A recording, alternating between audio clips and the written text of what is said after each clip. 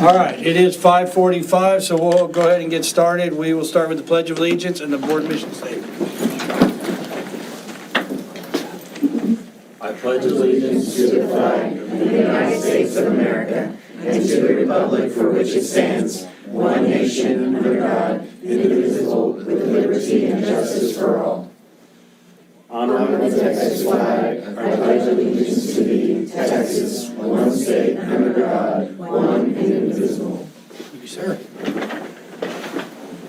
Board mission statement. Through high expectations and equitable opportunity, TMISD will focus on the whole child by providing a safe environment and high-quality curriculum with diverse and enriching experiences. Thank you, ma'am. All right, so 5:45, public hearing, school first presentation. Mr. Carroll? All right, every year, we're required to have a public hearing to just go over the financial integrity rating system of Texas. And just remember, this is always kind of confusing date-wise. We're in the 25-26 school year. This is officially the 24-25 first rating, but all the data that is used to calculate the rating is from the 23-24 school year. So this data is well over a year old, that all the numbers are crunched to come up with the score. But that's how it works. It's officially 24-25, the data's from 24, and we're in 26. And the purpose is just like for educational accountability, the first system was created for financial accountability, just to have a way to basically do a scoreboard for each district's financial status. And then it was established by the legislature, and like I mentioned, it kind of covers over 3 fiscal years. But the data is from all the data that for the fiscal year ended August 31st, 2024. It also throws some student data in there too, in calculating the score. Here's the available ratings for 2025. 90 to 100 is considered an A, and then it goes on down. If you get below a 70, then it's substandard achievement, and they call that an F. And then just new for this year, indicator 15 is now being scored again after not being evaluated last year. They do sometimes take some of the scoring off and on each year. There are 4 critical indicators. If you fail any of those 4, you automatically flunk or get an F. And then there's 5 indicators that are called ceiling indicators, meaning that if you don't meet a minimum, because of how you stack on the criteria, there's a maximum, like basically you can't get more than a B now that you've scored so low on this one indicator. And then here are the 4 critical indicators. They're pretty basic though. Did you have an annual audit? Did you turn it in time? Yes, we did. And then on that audit, did you get an unmodified opinion, which means you got a good audit? Yes, we did, so we passed. And then were we up to date and in compliance on all our debt payments? Yes, we were. And then were we not, did we make all our payments to the external entities, TRS, Workforce Commission, Internal Revenue Service, other government agencies? Yes, we were not behind on any payments or that. So we passed all the critical indicators. And then solvency indicators, basically they're looking at your financial statements. Are you in the black? Are your assets more than your liabilities? And yes, our net position, which means our assets over our liabilities government-wide, is 42 million, so we passed that. And then we start getting into some of the solvency indicators. And this is asking for your fund balances for the last 3 years. Basically, do you have a, which one is this? This is, are you maintaining your fund balance? And yes, we are. Even though our fund balance has changed, it did change dramatically, ending in that 24 year, but we're still within the threshold, and we still passed this one. This one,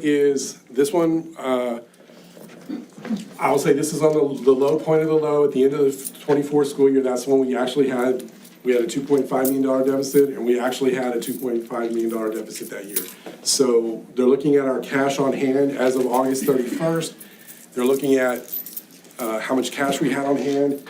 We had 38.6 days of cash on hand at that moment in time, so we only got 2 out of 10 points on this. I will tell you, I've done preliminary calculations this year, we're gonna get all 10 points again next year. And then was the measure of current, they're looking at current assets to current liabilities. We got all 10 points on that ratio, which is good. And then we're looking, this one here is another one where we did have a deficit budget. We did have an actual deficit that year. Our expenditures were $2.5 million more than our expenditures. So if you have a deficit, an actual deficit, then they look at your cash on hand, and if you have less than 60 days.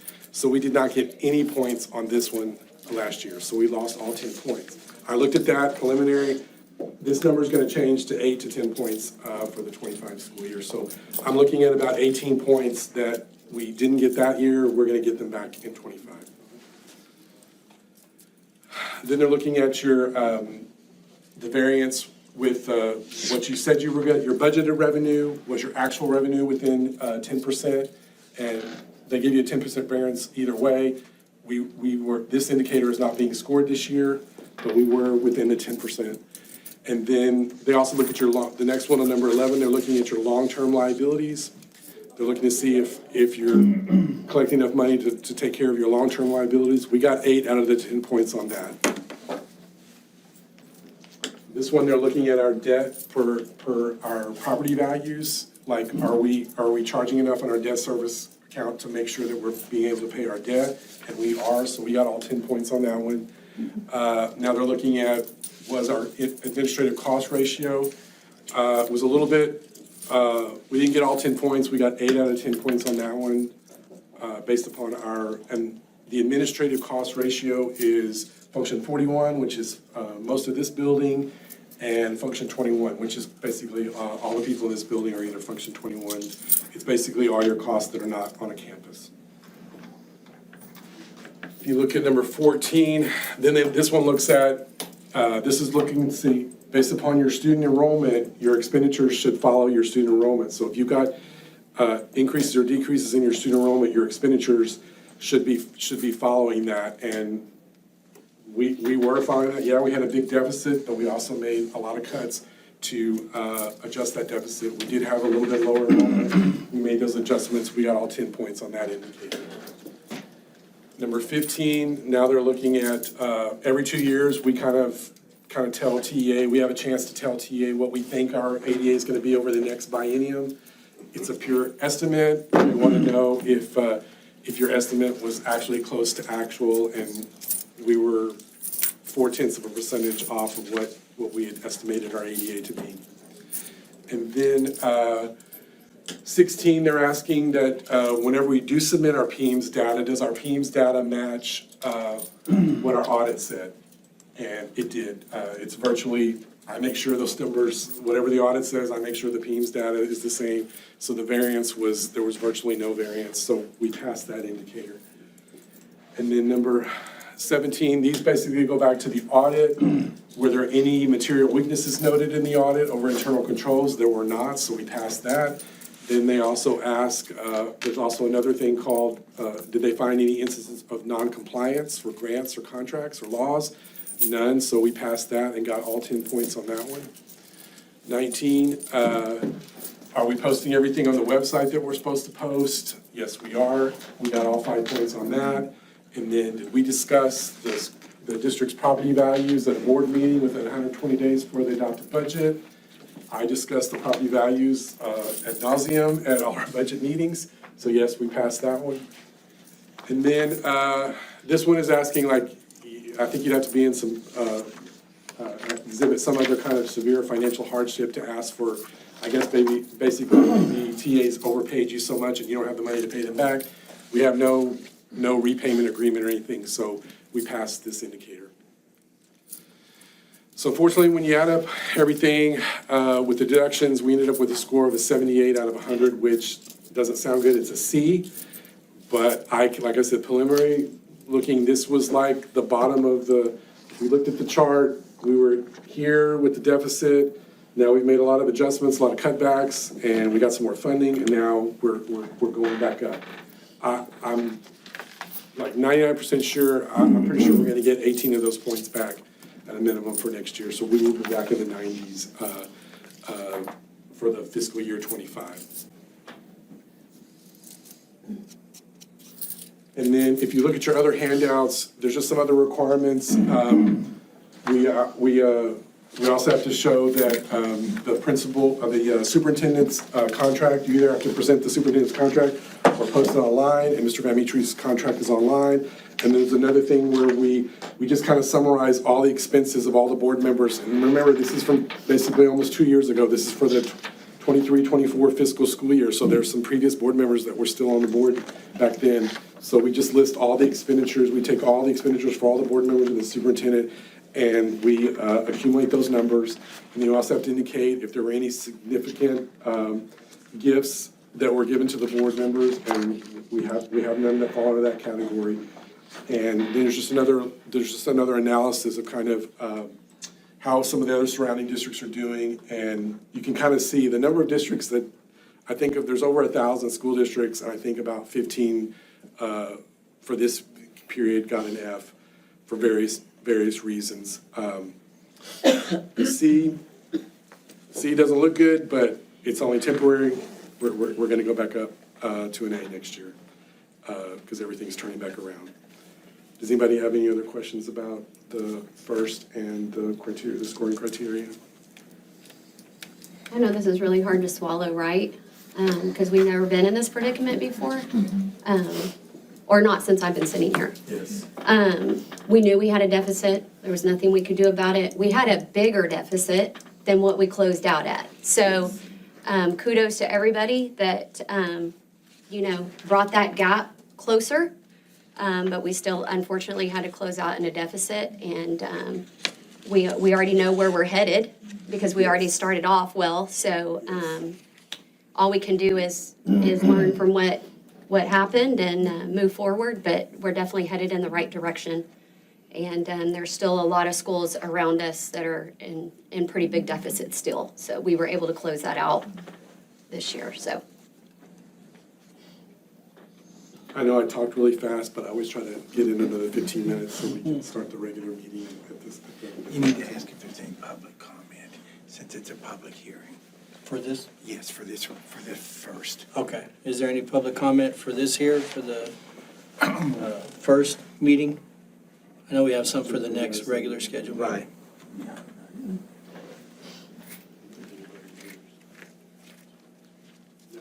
No? Okay.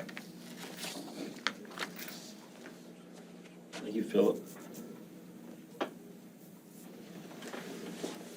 Thank you.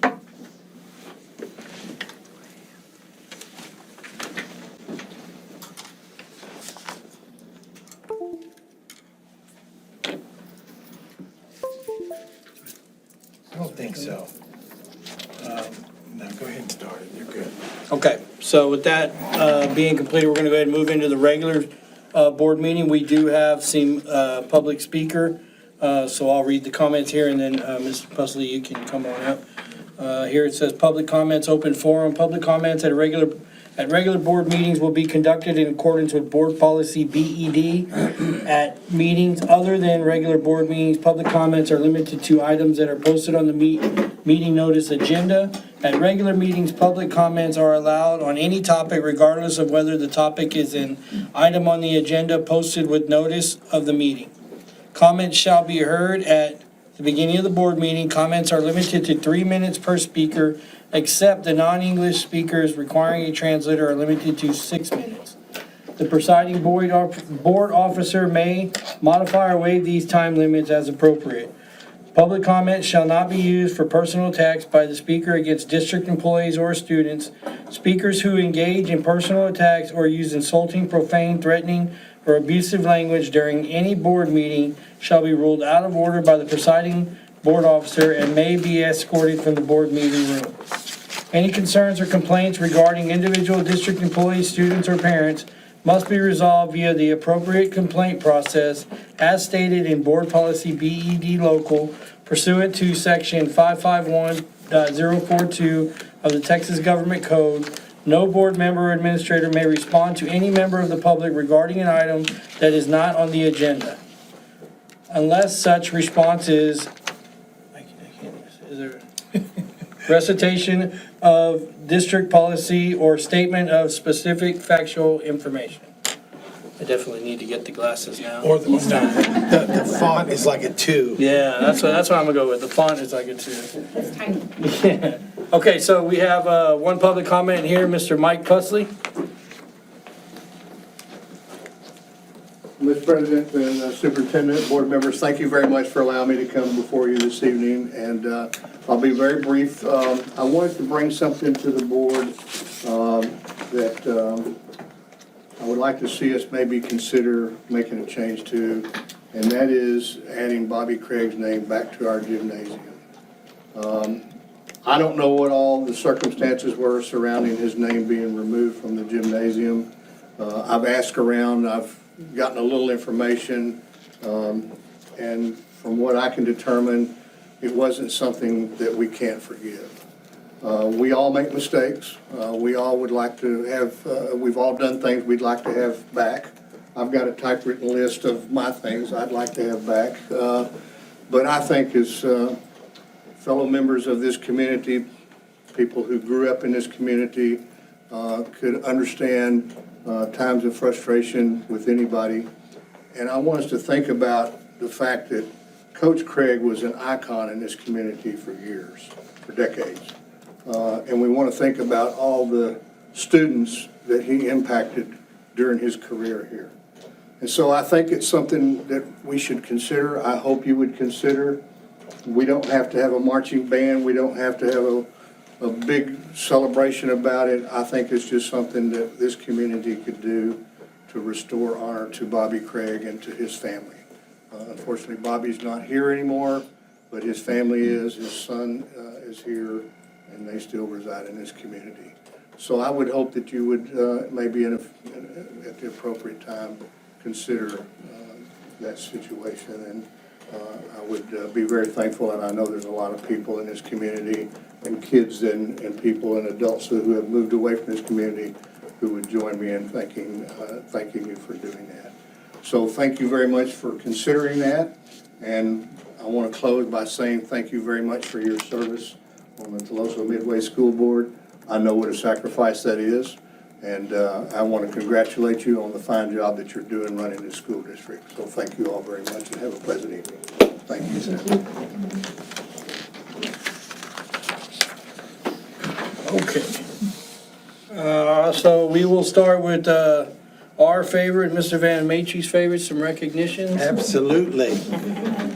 Are we going in order here? We can, definitely. Okay.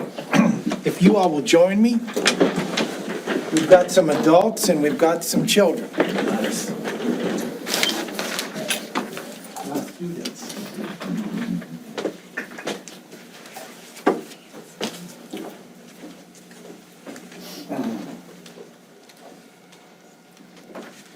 Mr. Arriaga, if you'll, Denise, representative, if you'll read this, and then I'll have a few things to say, and I'll let the board, because she was certainly a valuable member of our Board of Trustees. Yes, the most prepared board member.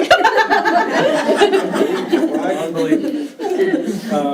With our deepest appreciation, we hereby honor Denise Villalobos with this award in recognition of your 2 years of visionary guidance, exceptional leadership, and unconditional commitment to serving as a member of the TMISD Board of Trustees. Thank you.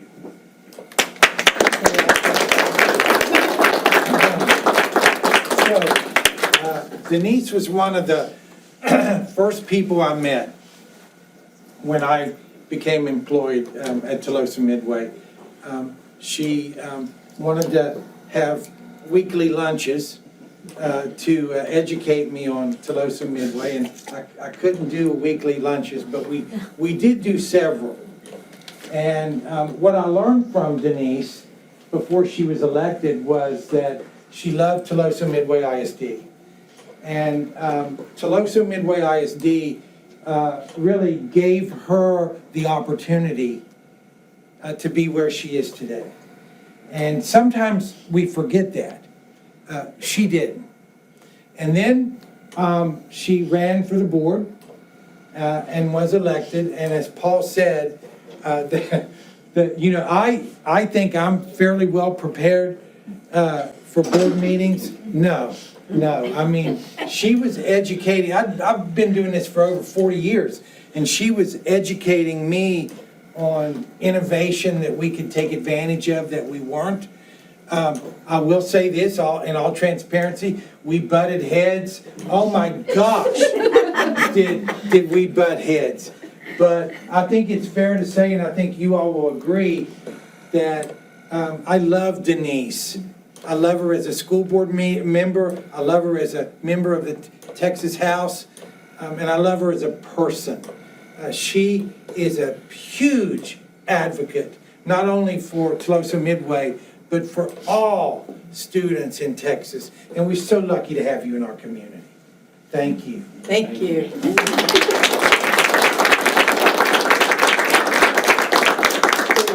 Yeah. Can I say something? See, that's exactly what I You gotta, can I talk now, Mr. Van Matry? So in this room right now, I think I counted 7 different teachers that I had while I attended school here on this campus. Mr. Alvarado, Miss Chaffa, Miss Garcia. Well, what you were Lamar Garcia? What? Okay.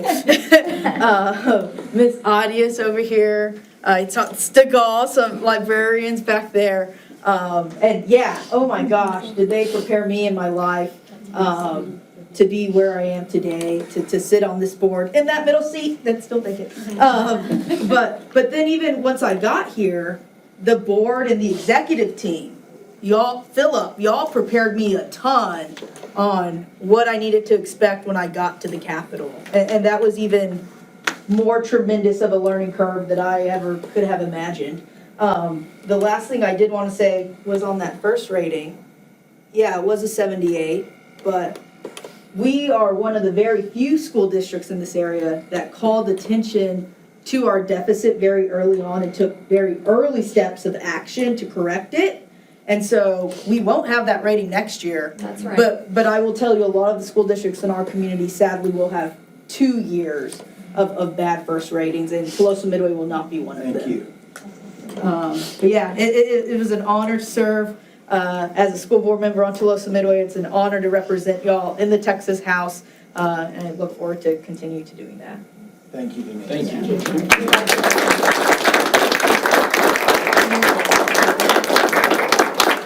Picture here?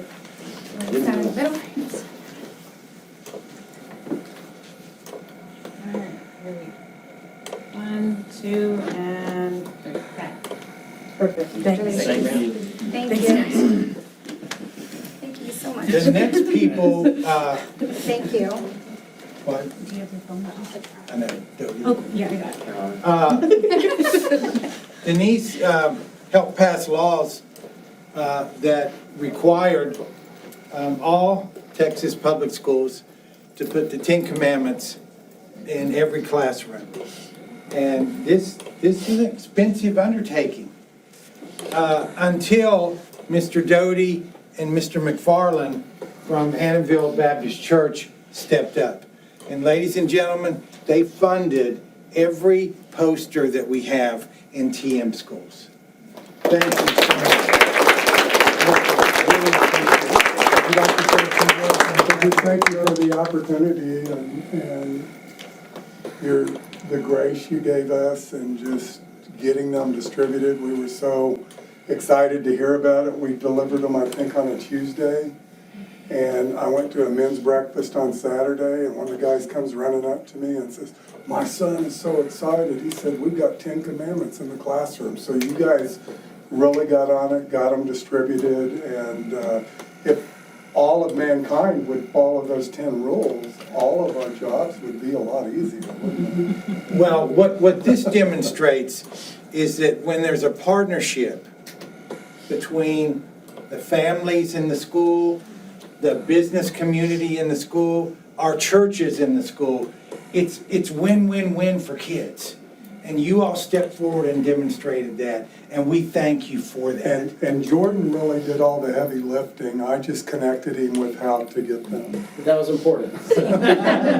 Very much so. So this is just a small token of our appreciation. Do we have a certificate or we don't have, we'll get you a small token. Take a picture. Do you mind if we put it on our social No, not media at all. platforms? Not at all. All right, we better squeeze Hey in. Denise, would you mind taking this? Thank you. Well, hold on, why don't we get Denise in the Yes. picture? Here, I'll get it, guys. Yeah. Let's get you in the picture. Denise is one, Denise is one of us too. All right, here we go. 1, 2, and 3. I think in South Texas, you're supposed to say queso. Thank you, sir. Thank you. Thank you. Thank you. If there's anything we can ever help with, we're glad to. Yeah, never hesitate to call us. Appreciate it. Come on, It's our pleasure. Thanks for calling us and letting us know. Yes, you're welcome. Thank you for Good to doing see it. you again. Likewise, thank you, sir. There you go, sir. Thank you. Yeah, I'll need that. Yes. All right. Thank you so much. So these are like my students.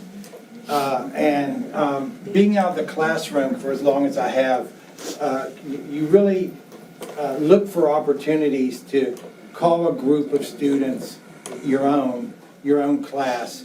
And so these kids that you're going to be introduced to this evening, these are my superintendent advisory kids. We meet once a month for lunch. We'll meet tomorrow, and then we go places. And it's really a year-long leadership seminar. They'll have lunch with university presidents, with political leaders. They submit applications to be picked, and then we have an outside entity that looks at their credentials and selects them. They challenge me on many issues. They just don't accept some of the things without an explanation for why we're doing things a certain way. And I really, really enjoy having a group of kids that I can have that relationship with that is so important in the classroom that I get to have it as a superintendent. So Ms. Castillo is going to announce them, and they'll come up here, and then we'll take a picture, and then we'll talk about a few things that's on the agenda for them. And no certificate. No certificate. No audios.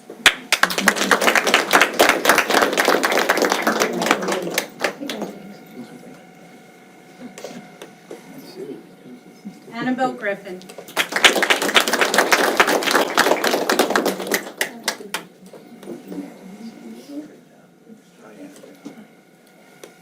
Alexa Garrett.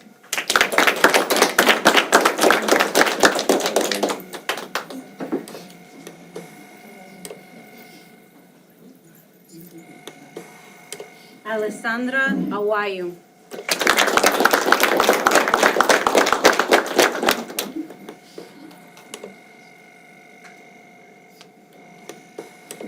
Gracie Baranza.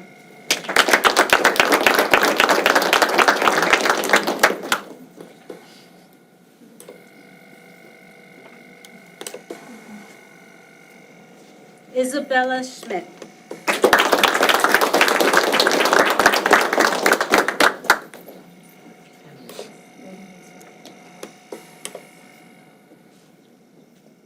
Eleazar Silva.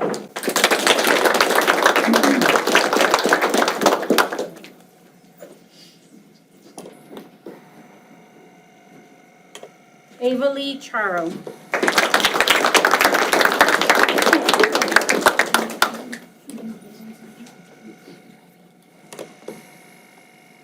Adeline Alvarado.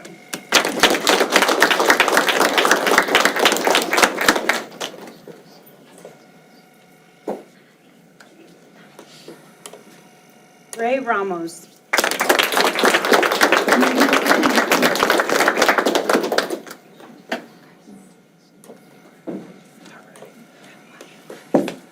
Madison Tierney.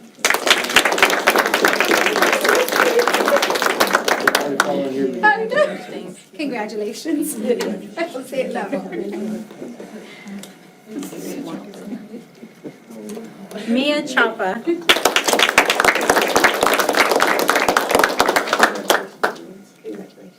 Congratulations. Ernest Ubaye.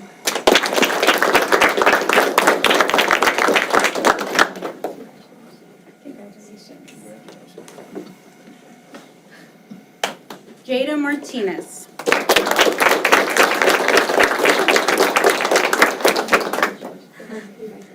Congratulations. Thank you. Adeline Ruth.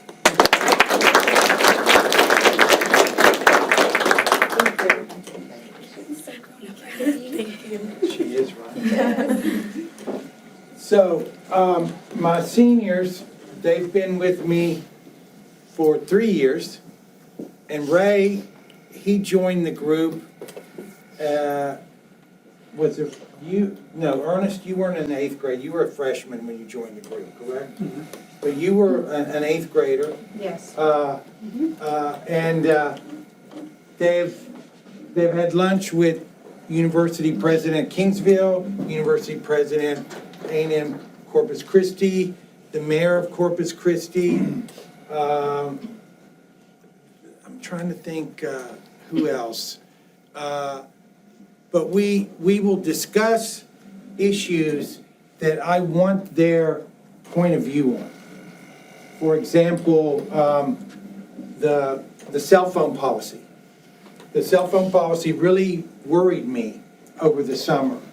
And so they were very vocal about how that would be implemented, knowing that we have very little flexibility.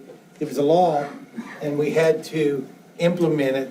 And we did it, I think, in a difficult manner, because normally when you start something, when you start school, you want to have the new initiatives in place. But we started school so early that I was very uncomfortable starting in mid-July, the cell phone, when actually we didn't have to start it till, I believe, September 1st. So they were involved with the policy that is implemented, and I think it's a very fair policy, and I think they've done a terrific job. They're involved with the planning of the CTE building that you see going up at the high school, the new junior high. They've been with me struggling with getting the land that hopefully will come to a head in a month or so. But there's really no topics, unless it's personnel issues, that we don't talk about that affects not only Tolosa Midway High School, but Tolosa Midway ISD. And I want them to sort of get a feeling of leadership is very satisfying. It's extremely satisfying, but it's also very difficult. And there's a lot of sleepless nights over tough decisions that you have to make. And they're there to see that and to offer a very valuable point of view that I don't think we take advantage of fully, and that's the student perspective, because they see things that I don't. And I value greatly their opinion. And I'm just really proud of them. I mean, don't they dress up well? I mean, my goodness, am I proud of this group. So tomorrow, we'll have our monthly lunch, and then we're taking them to the Valley in early November for a football game. And then in January, they'll be meeting with University of Texas Rio Grande Valley president. He's invited them to the campus to have lunch with him and to talk about a university that in 10 years, they're only 10 years old, Denise, and they have 35,000 students. Something's going on there that I want them to see. But again, this is my student advisory committee. So can we take a picture?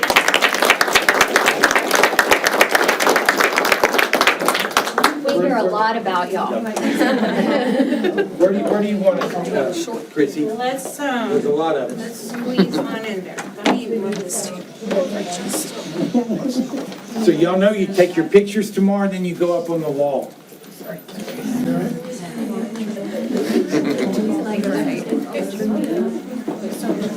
need a reach. And parents, do what you need to do Let me to, get them in order for you, and then I'll step out of the way. Y'all can go first, okay? Do I see everyone? Addie, I don't see you back there, Mama. Can I see you? Come up a little bit, or? Jay, have you found a window? Where's Molly at? Huh? Way over here. Can't see her either. Yeah, Molly, She ends up I'm like not me. much taller, but I'm a little bit taller. you know, I don't need to be in this picture. No, yeah, you No, do. let's let them in the board. I'll be in their picture tomorrow. No, because like that, the way they are. Okay, everybody see. All right. It's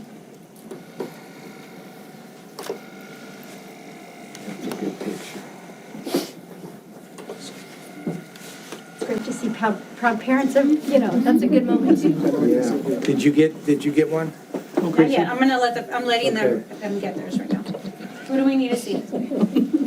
Ray in the back. Ray. Ray? Where's Ray? There we go. There's Ray. Come on, Ray.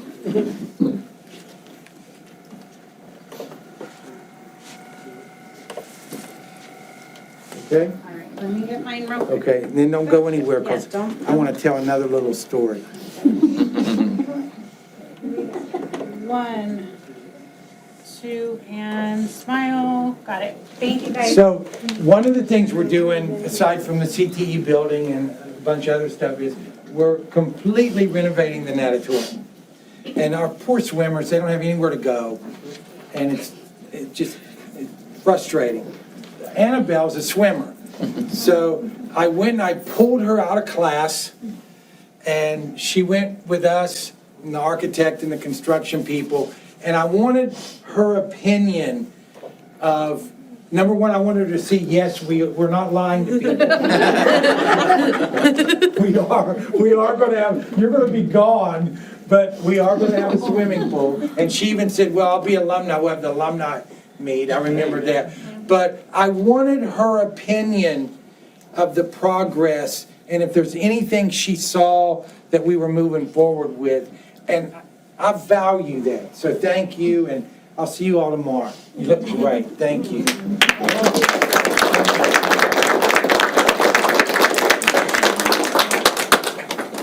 Parents, thanks for coming. Y'all can follow me. Bye, guys. Nice, good job, y'all. Good job. Nice to see you. So hungry. You're staying on?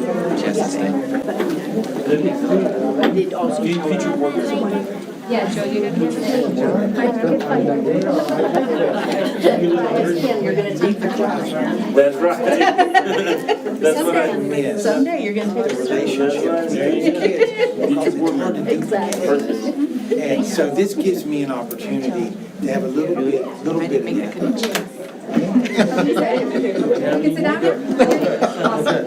Thank you. They're best friends. Because I had all, they were in school together, so I didn't see them, together until now. I didn't realize that. Two great together. Mr. Dimitri, can we get a picture with you? I'd be honored. He's been with me for a while.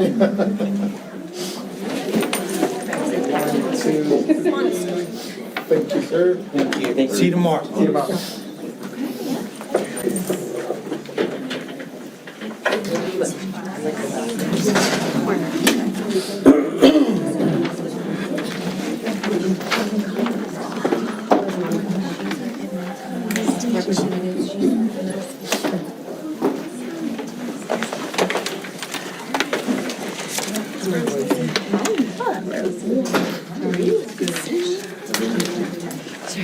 All right, we'll go ahead and move on to the next. You good? All right, next one, that was just no action needed. First action item here we have is discussion and action on Senate Bill 13, library policy compliance and implementation. Mr. President, members of the board, Dr. Sham is going to lead this discussion and presentation. And one of the things that I have learned in meeting a couple of times, they've done most of the legwork, is we've got some super librarians that are way ahead of anybody else. And that's become very obvious as we've met and we've gone through, because the librarians and books have been in the news. And we want to make sure that we are doing the right thing, protecting our kids, providing them the literature that they need. And I'm so proud of this group, and I wanted to say that. They're amazing. Dr. Shaw? Good evening, board members, parents, and community. I just want to vouch what Mr. Van Matry said about our librarians. I've met with them a few times to go over this new law, Senate Bill 13. We've met together as a group with Rosie as well with technology. And so, like I said, a lot of this, they did do the legwork, they did the research. So I am like honored to be surrounded by these wonderful ladies who have pride and they have passion in what they do. So we'll go ahead and get started. So Senate Bill 13, kind of like all the other new laws that we've been discussing in our board meetings, Senate Bill 13 focuses on library. Basically how we manage our library, not just at the district level or at the campus, but as well as our classrooms. And so what this bill is doing is that there's a lot of implications. There's going to be new procedures in place, and we'll talk about that in our presentation. But not only that, it also gives parents greater voice in what their students can read. There's a lot of there's just a lot more rights that they have in Senate Bill 13. It kind of goes with Senate Bill 12, that parental control or parental rights. It's kind of like a theme, but you see it very much so in Senate Bill 13. And so just to kind of preface how this bill came to be is, in the state of Texas, we had some parents that were really concerned about library books that were inappropriate in the libraries. Or sometimes it didn't go with their values of the community. And because of this, lawmakers, including Governor Abbott, decided, you know what, we're going to do something about it. So as you've seen in Senate Bill 12, you're seeing the same thing in Senate Bill 13, where parents are going to have a greater voice. Not only are there implications for how we manage our books in the library, also, school boards now have a greater role in terms of like when they can approve books. Or if we get rid of books, that has to now come through the school board. So there's a lot of implications for Senate Bill 13 in terms of library management, implications that parents now have. But I'm going to pass this over to Jessica Manning. But before I do, I'd like to introduce everyone. We have Felicia Trevino. She is at the primary campus. We have Jessica Manning. She's at the intermediate. We have Debbie Van Zant. She is at the high school. And we have Angela Stegall. She is at the middle school. And like I said, I love meeting these ladies. We meet once a month in the library, or we pick a campus and we'll go. But we have really rich discussion, and I will say, they are very passionate about what they do, and let me tell you, by the time we met with Van Matry and by the time we met with our campus principals, they were on it. There's not a lot of schools right now that are having this conversation, but they were way ahead of the game, and so we were really, really impressed at everything that they've been doing to make sure that we are in compliance with Senate Bill 13. Okay. So, Jessica? Hi, like she said, I'm Jessica Manning. I'm at the intermediate campus. She basically took my intro to the first slide, so we'll just move on. So maybe Push down the arrow button. Yeah. Okay. So she said, Senate bill does provide a lot more parental involvement or parental opinions, and it provides a clearer guidance towards our library management and how we acquire books and the books that we also need to get rid of for various reasons. It also now not only just includes our library books, but it also includes any digital platforms that we use, such as Epic or Overdrive, Sora. It also includes classroom libraries and any mobile apps that we push out as a district. We have been working closely with technology and our vendors so that we can be in compliance with this. But it also wants to still allow students to have that freedom to choose with parents knowing what their students are checking out.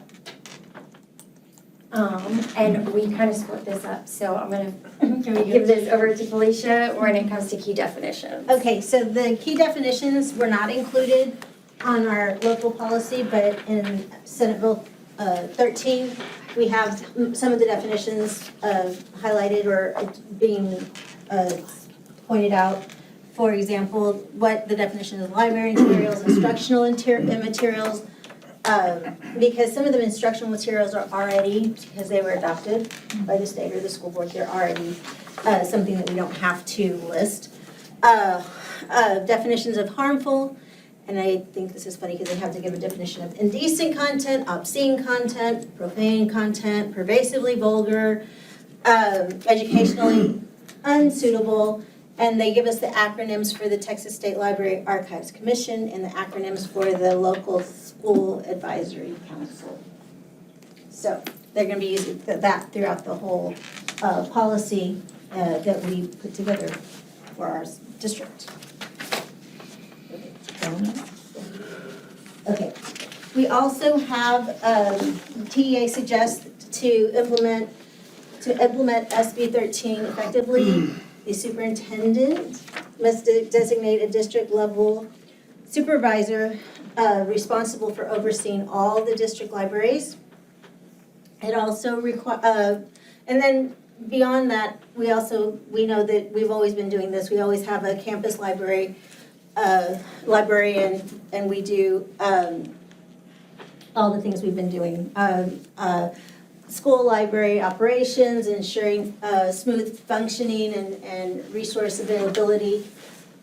We must prevent access to inappropriate materials, regardless of parent opt-out, and ensuring student safety. And what Senate bill has now made the board required to do is that you must approve or deny any acquisitions and removal of library materials.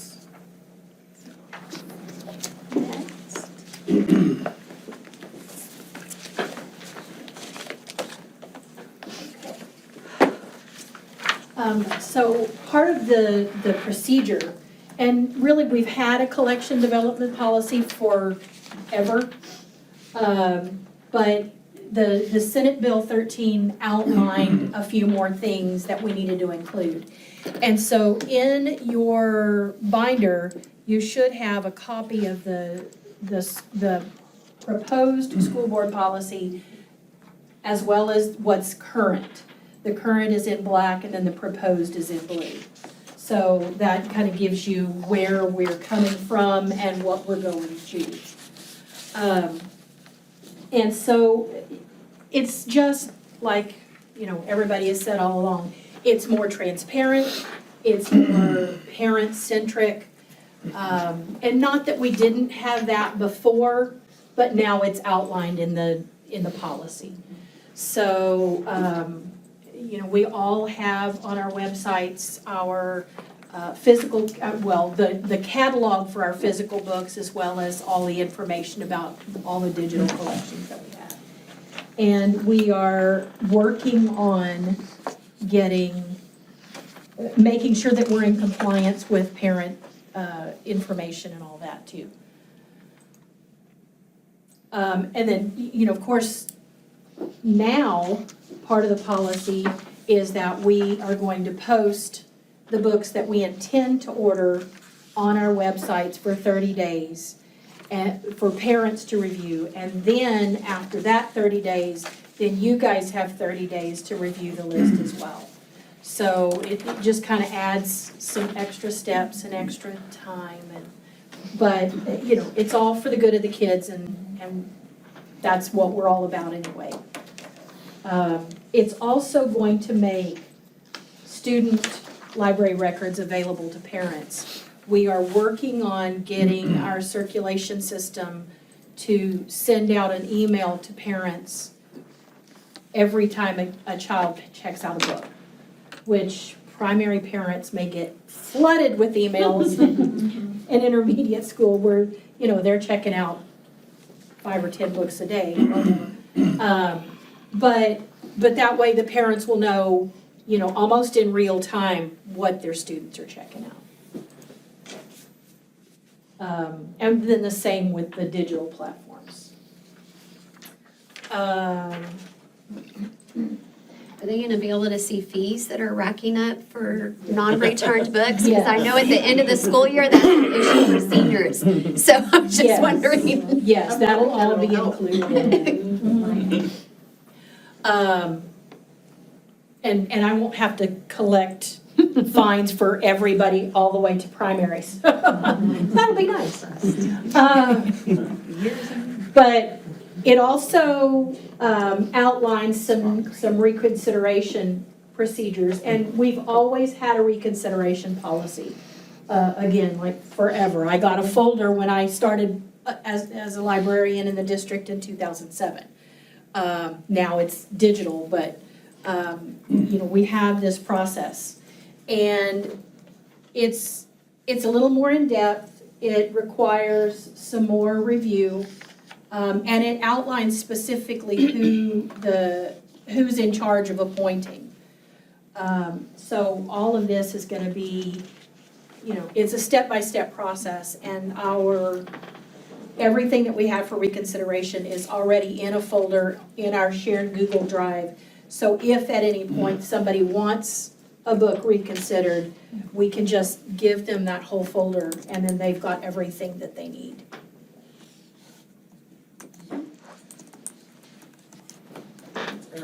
Yes. So there is a provision in the bill that talks about a local school library advisory council. And we are recommending at this time that we do not have one of these councils. And there are reasons for that.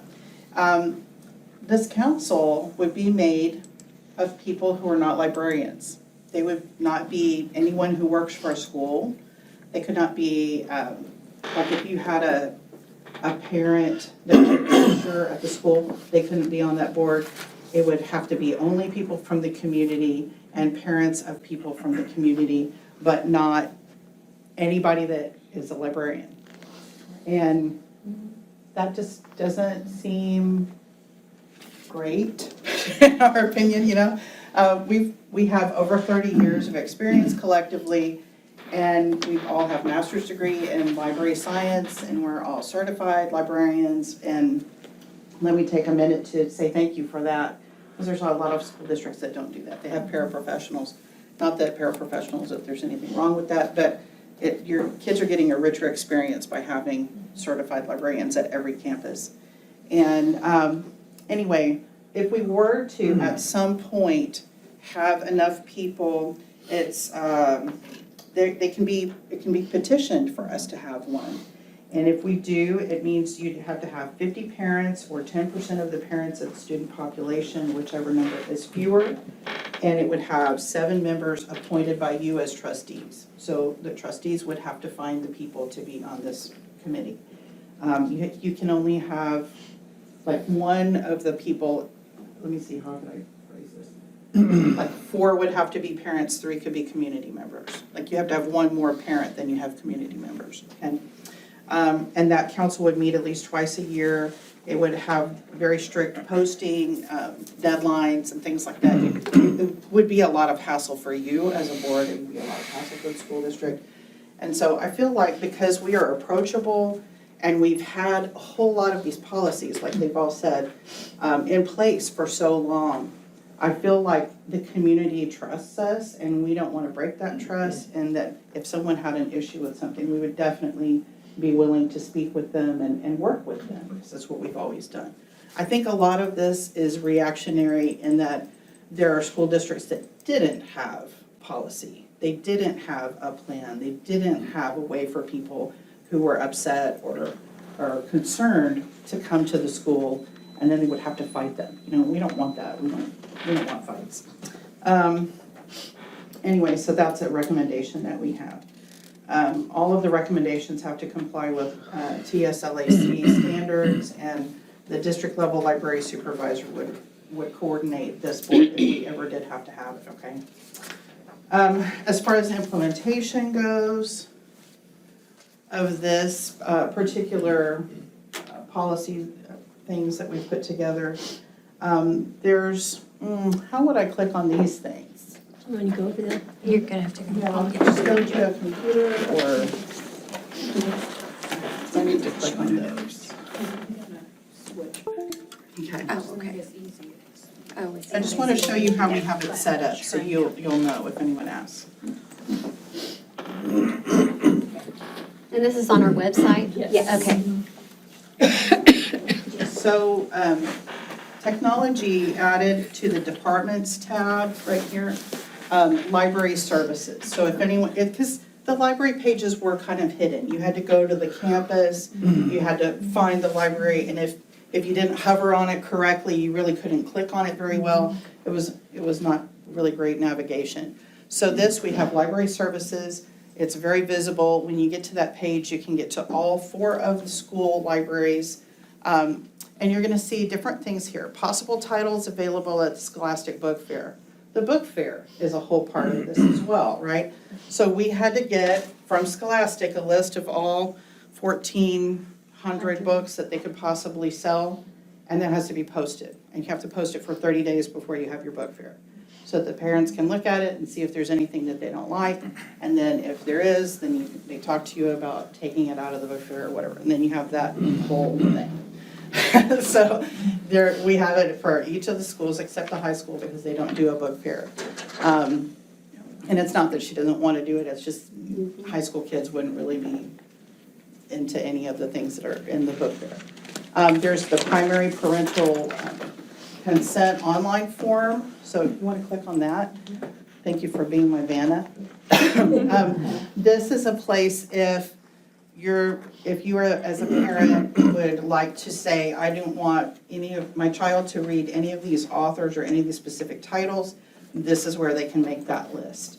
And then it would go directly to us. We can keep it on file and we can make notes in their record on Destiny so that, you know, if it turns out that a kid does try to check those books out, because they will, at least in middle school, they'll always try. Because I always have people say, don't ever let my kid check out a book on World War II. Okay, sure. And then I have to make sure, nope. Nice try. So that's what that form is. The next one, the primary or the parental consent form, if you want to click on that. This is PDF. Yes, it's the same thing, but they can print it out and fill it out that way. And it just looks like that, but it's not a Google form. So on that consent form, once the parent goes in there and says what they can or cannot, whenever the student goes into, you probably said it and I probably missed it because I was reading or looking at something. But, so if they go to rent a book or check out a book, not rent, but check out a book, it'll flag it and say, hey, your parent said no, and it won't allow them to take it? Yes, and I'll take it from them. Wow, that's pretty cool. It flags it on our end. Yeah, that's what I'm saying, Yeah. when you go to check it out. Okay. But we have to put that in manually. Yes. Okay. So once we receive that form, we'll put that in manually, that way it'll pop up whenever. And what if they do it digitally, will it automatically do it? We still have to put it into our system manually. All of these things. For all of our. They were like, how can we make all of the work in the world for librarians? Let's do this. Make it harder for y'all, sorry. One of You're doing the a great things, job. one of the things is we're supposed to send some kind of email to the parents every time their child checks out a book. Are you serious? Yes. Debbie was talking about that. Debbie was talking about that earlier, but you have to send the title, the author, what it's about, like a genre or something at least, how much it is and when it's due. Mr. Gall, let me ask you a question. How are we communicating to our parents that this exists? Well, after this meeting and we have whatever we do with this, then we're going to put it on Parent Square and, okay, the Facebook and all that, yeah. got it. I wonder how these parents are gonna feel when they get all these emails overwhelming. Say you got 3 kids, 4 kids, and you're getting all these emails from each one, like, it's good, but at the same time, it's. books out. Yeah. And then my husband, who is a malicious compliance person, he's also a teacher, he said, we should also put all the people who voted for this on the email. Just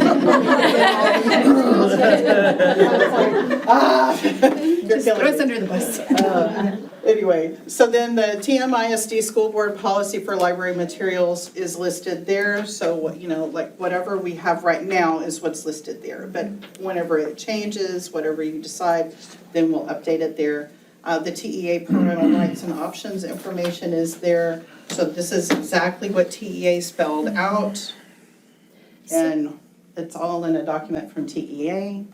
So can the parents opt out of getting the emails about what their kids? It says you have to. Okay, I was wondering if they could opt out could once block they it on knew their email. about it. I was Yeah, thinking could that block too. it. They can block it, they can unfollow or something probably. Okay. May not recognize the sender or whatever. Yeah, but Okay. there's, well, we're required to send them. They're Yeah, send it to get upset spam, with that's us. exactly what they'll do. Yep. And then library materials feedback form is if a parent has an issue with something, let's say they bring a book home and we can't possibly read every book in the library, although the state thinks we have, or we can.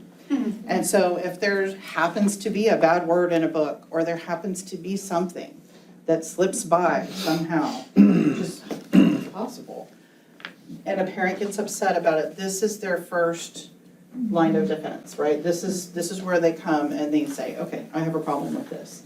And it's formal so that, you know, we have it documented and everything. And then we can call them or we can talk with them about it and have the discussion and everything and try to de-escalate before it gets, you know, everybody is up here in the atmosphere, right?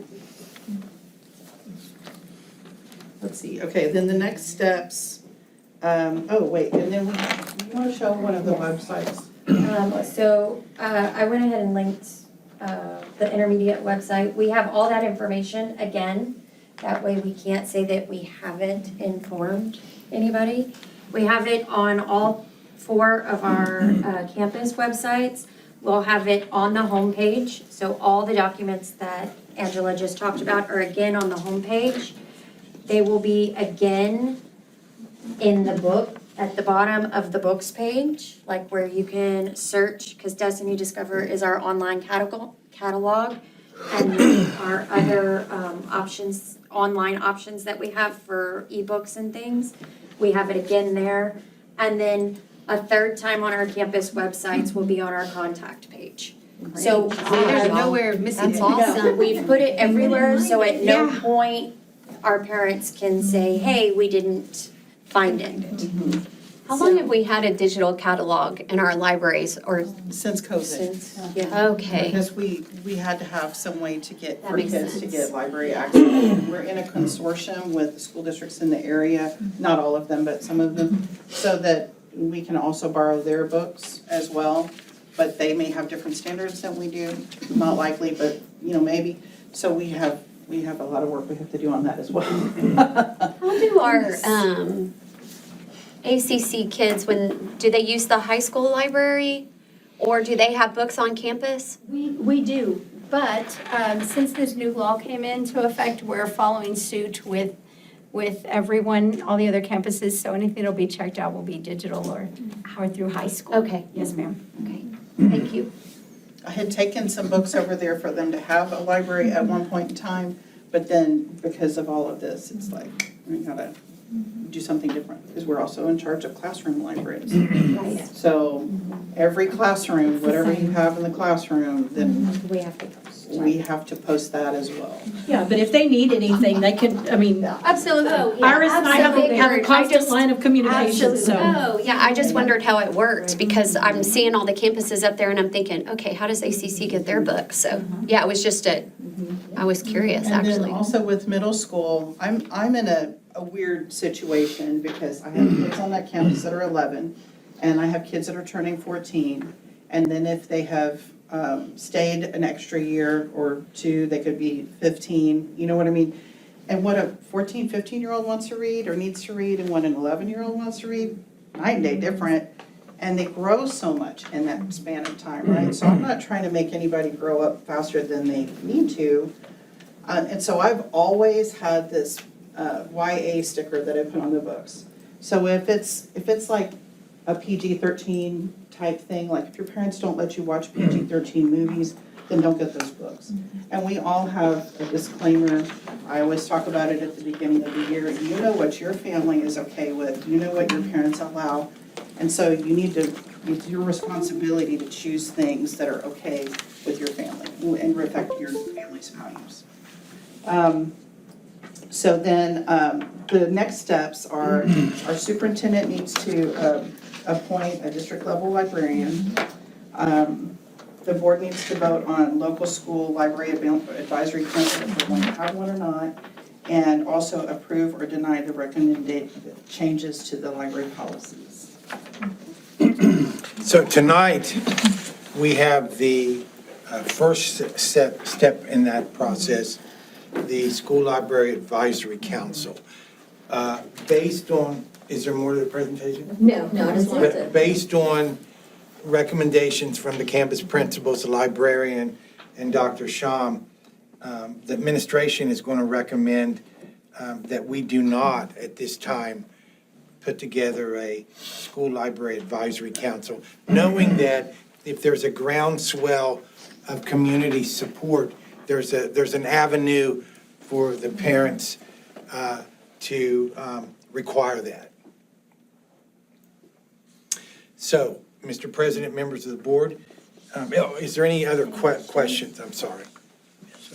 Kudos to y'all, a lot of work, Impressive, right? right? Yes. I do have a question, because I'm just interested in knowing, do we have any material that had to be removed from our school libraries? I didn't think so. I just wanted to make sure that the community knew that we didn't have any of those materials on our campuses. So, awesome job. That's just because y'all have been doing an awesome job before this, Exactly. but having to implement, SB 13 now. My worry, we can easily regulate, not easily, but we have qualified professionals regulating what is in our libraries. But in the classrooms, it's a little different. A classroom teacher could go out and have price books and buy a ton of books, unaware of something that may or may not be in there. So that's our challenge. And I think our campus principals have done a really good job of addressing those concerns in the classrooms. We found a online application that allows teachers to quickly scan their books and put them onto links so all our parents can see those books that they're getting. Now, they're not checking them out from the teacher, so they don't have to get an email every time they read a book, but they're in the classroom. So we've given our teachers a timeline that's feasible to add these books. Because primary, our teachers have literally, Mr. Alvarado, 1,000 books. I mean, it's bigger, probably Miss Alvarado's library is bigger than some small 1-8 libraries in their classroom. So it does take time, but we found one of our teachers found, Ms. Treywick, it's a very simple, fast library that updates instantly. So there's kind of the innovative, creative things we're doing to help our teachers transition. And I'm using it also for the vending machines, because I have to, because it's anything that the students have access to. And so because they have access to the vending machines as a reward, I have to do that too. And we've also, in your policy packets, and somewhere in there, we've also put that the classroom libraries, when teachers have their classroom libraries, they can't have anything in their classroom libraries that aren't on our library catalogs, that aren't in our libraries. So if they can't find it in our libraries, then they shouldn't have it in their classrooms. Sorry, so. I'll just say that we don't recognize the work that our school librarians do enough. We can't thank you enough. I think we're top notch. I'd put us up against anywhere else, your libraries.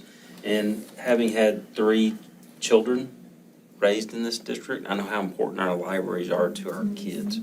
And the book fairs, I mean, that's a big day, you know. And then to see the vending machines and the online access for virtual books and working with the teachers. And then the fact that we haven't had the issues with inappropriate materials in our kids' hands, and that y'all are so in tune with that. You're very mindful of that, so thank you. And this was a lot of work. Thank you. Mr. Boone, the challenge I have with the book fair is I'll give the kid. Not enough, sir. He's my best customer. See one book. Best customer. Yes, and I'll tell you what my biggest challenge is gonna be, now that we have a cell phone ban, all these kids were tap to pay, because they were like, you can use your tap to pay, and they thought they were big ballers coming in with these phones going, bam, and then they would, look, I have money on my phone, bam. Come back. Now they can't. They'll find a way. Find a way. Thank y'all. Thank you. Very much. Okay, Mr. President, members of the board, it is the administration's recommendation that the Board of Trustees not approve the voluntary establishment of a school library advisory council under Senate Bill 13 at this time, unless compelled by a parent petition as described in statute. Have a motion? I'll make that motion. I'll second that motion. Second. And I announced this earlier, y'all may not have been in here, but we've got a change to how we do this now. So I have to go ask every person your vote. I have to say your name, and then you say yes or no. So I gotta ask myself what my vote is, and I vote for it, for the resolution. So What was yours again, sir? Paul Arriaga's vote is yes. I'm sorry, one more time, what was that? Leo Gonzalez is absent. Mr. Rick Chapa is absent. Brian Boone, your vote? Yes. Yes. Kim Boone? Yes. Yes. Marty Jimenez? Yes. Yes. Okay, and then Chrissy told me what I was supposed to say here. I couldn't just say carried. You gotta say, the vote, what was it again? You just made. The vote, passes with a 4-0 vote. Right? Okay. Yeah, something like That was a lot of work. that. So, Thank you, congratulations. yes, great job. Great job. Thank you, Rosie, for technology and. Yes, thank you to she's Ms. doing a lot. Salinas Yes. and to you for all of your help. Really appreciate it. Great teamwork. Teamwork. All right, the next item on here is report TM Virtual Academy. Mr. President, members of the board, we have, I believe, Dr. Shum and Mr. Alvarado.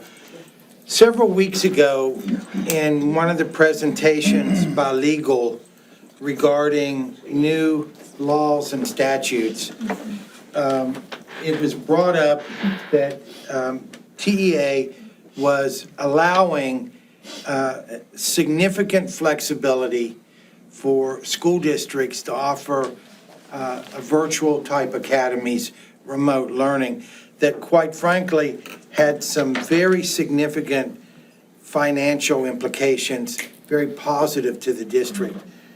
Mr. Alvarado basically ran with it and did a tremendous amount of investigation and research and presented it to me.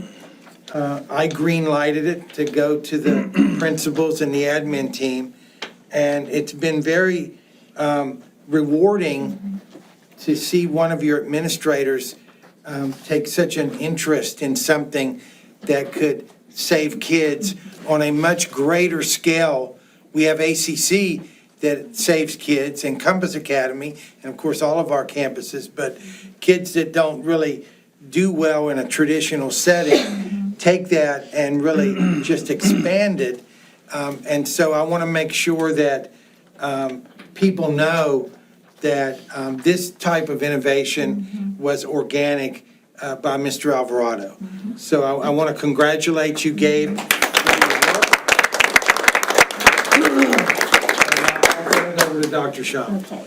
And I was talking to Gabe today, I'm like, I think you're getting close to Mr. Van Matry as the grenade launcher. I'm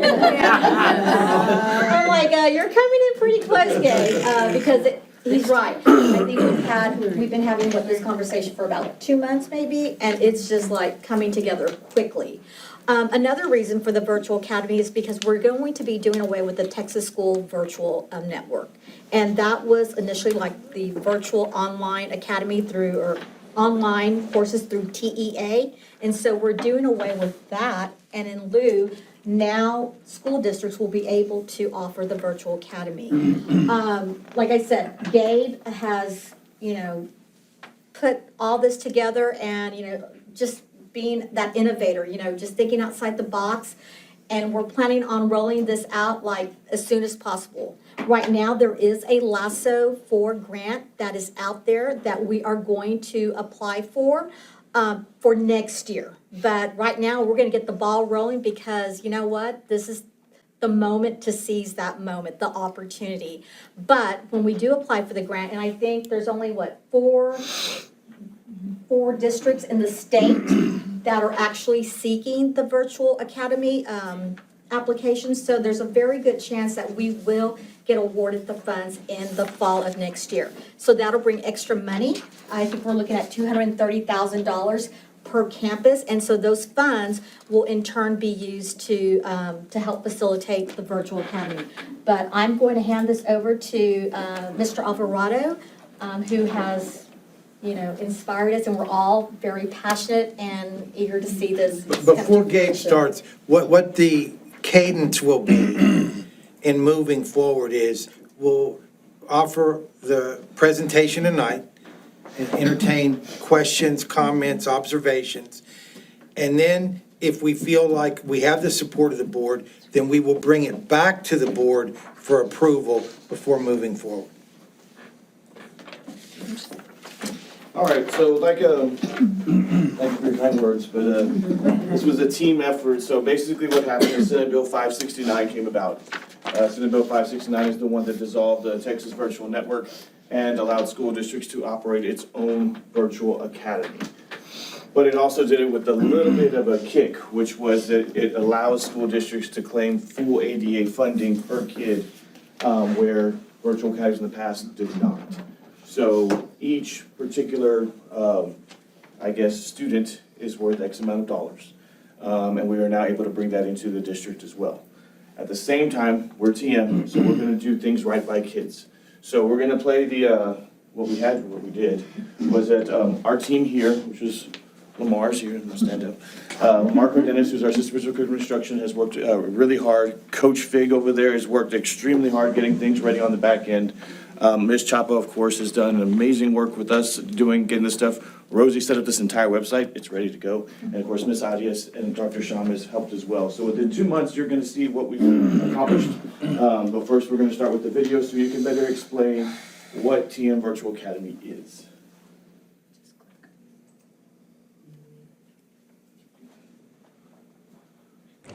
Hello, my name is Gabe Alvarado, and I'm the principal of Tolosa Midway High School. Today, we're going to talk about our newest initiative, the Tolosa Midway Virtual Academy.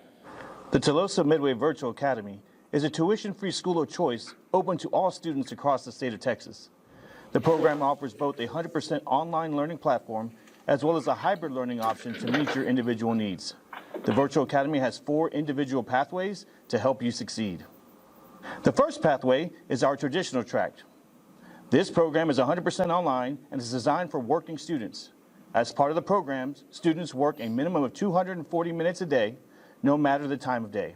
If you need to work at your job in the morning, you simply do your coursework at night.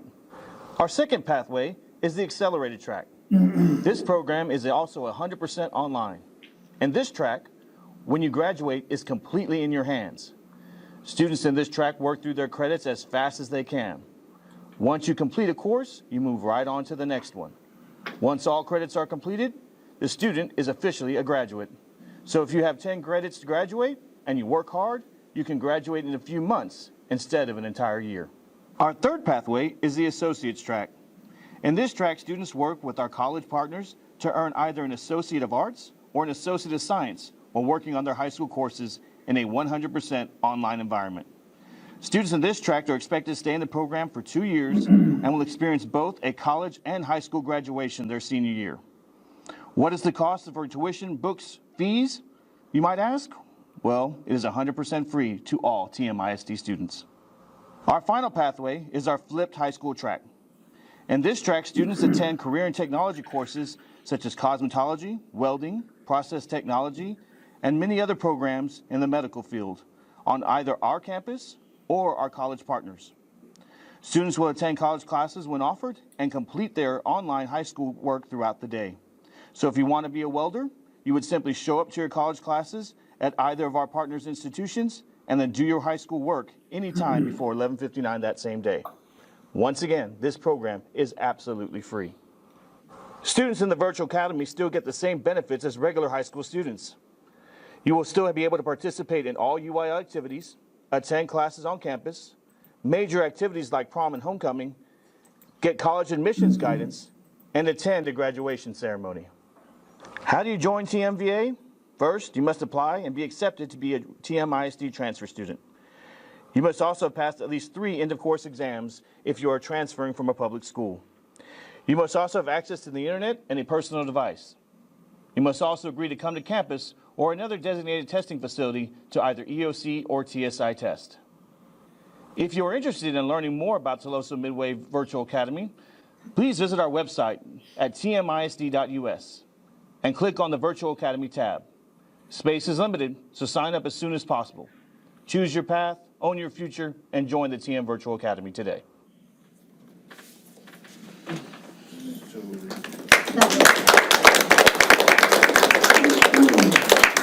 Right now I'm going to bring up Karina Alnice.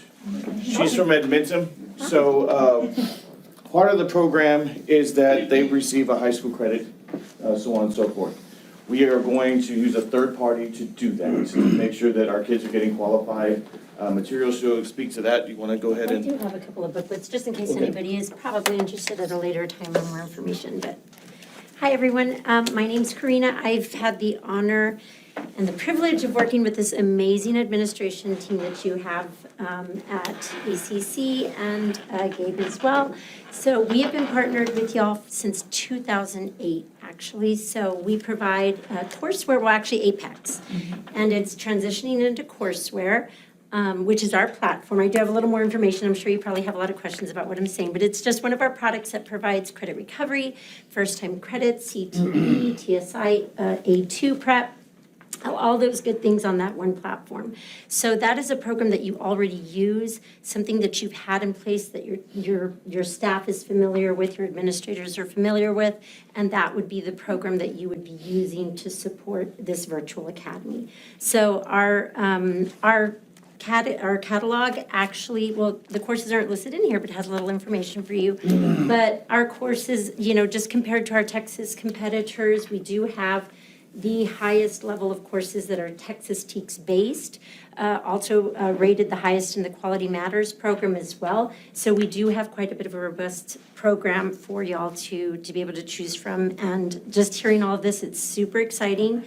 I will say because Edmonton has had other conversations with other districts, but nothing in this area nor South Texas. So I feel very passionate about it. I've been sitting at these tables, with them in the last couple of months, just hearing their conversations and everything that they're doing.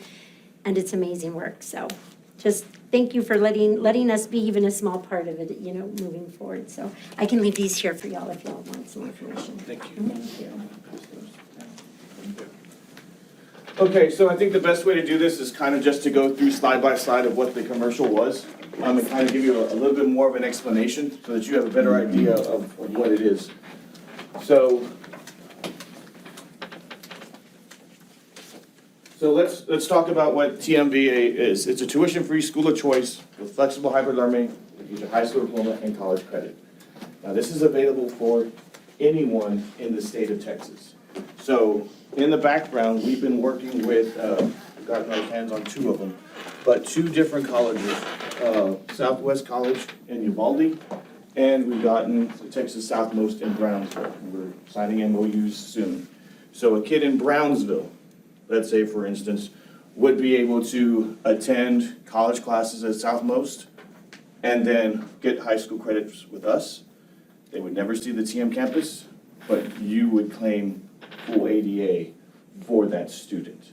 They would graduate with us. We have our own little ceremony we'd have in the Jim Cooper. The big one in the American Bank Center was still reserved for us, or whatever it's called. Thomas, which lawyer won? Hilliard Center. Hilliard Center. Not sure which one won. So that's kind of what it is that we're able to take students from wherever they are and put them through college courses, or if they just want to graduate, because life happens, so on and so forth, we're able to do that for them.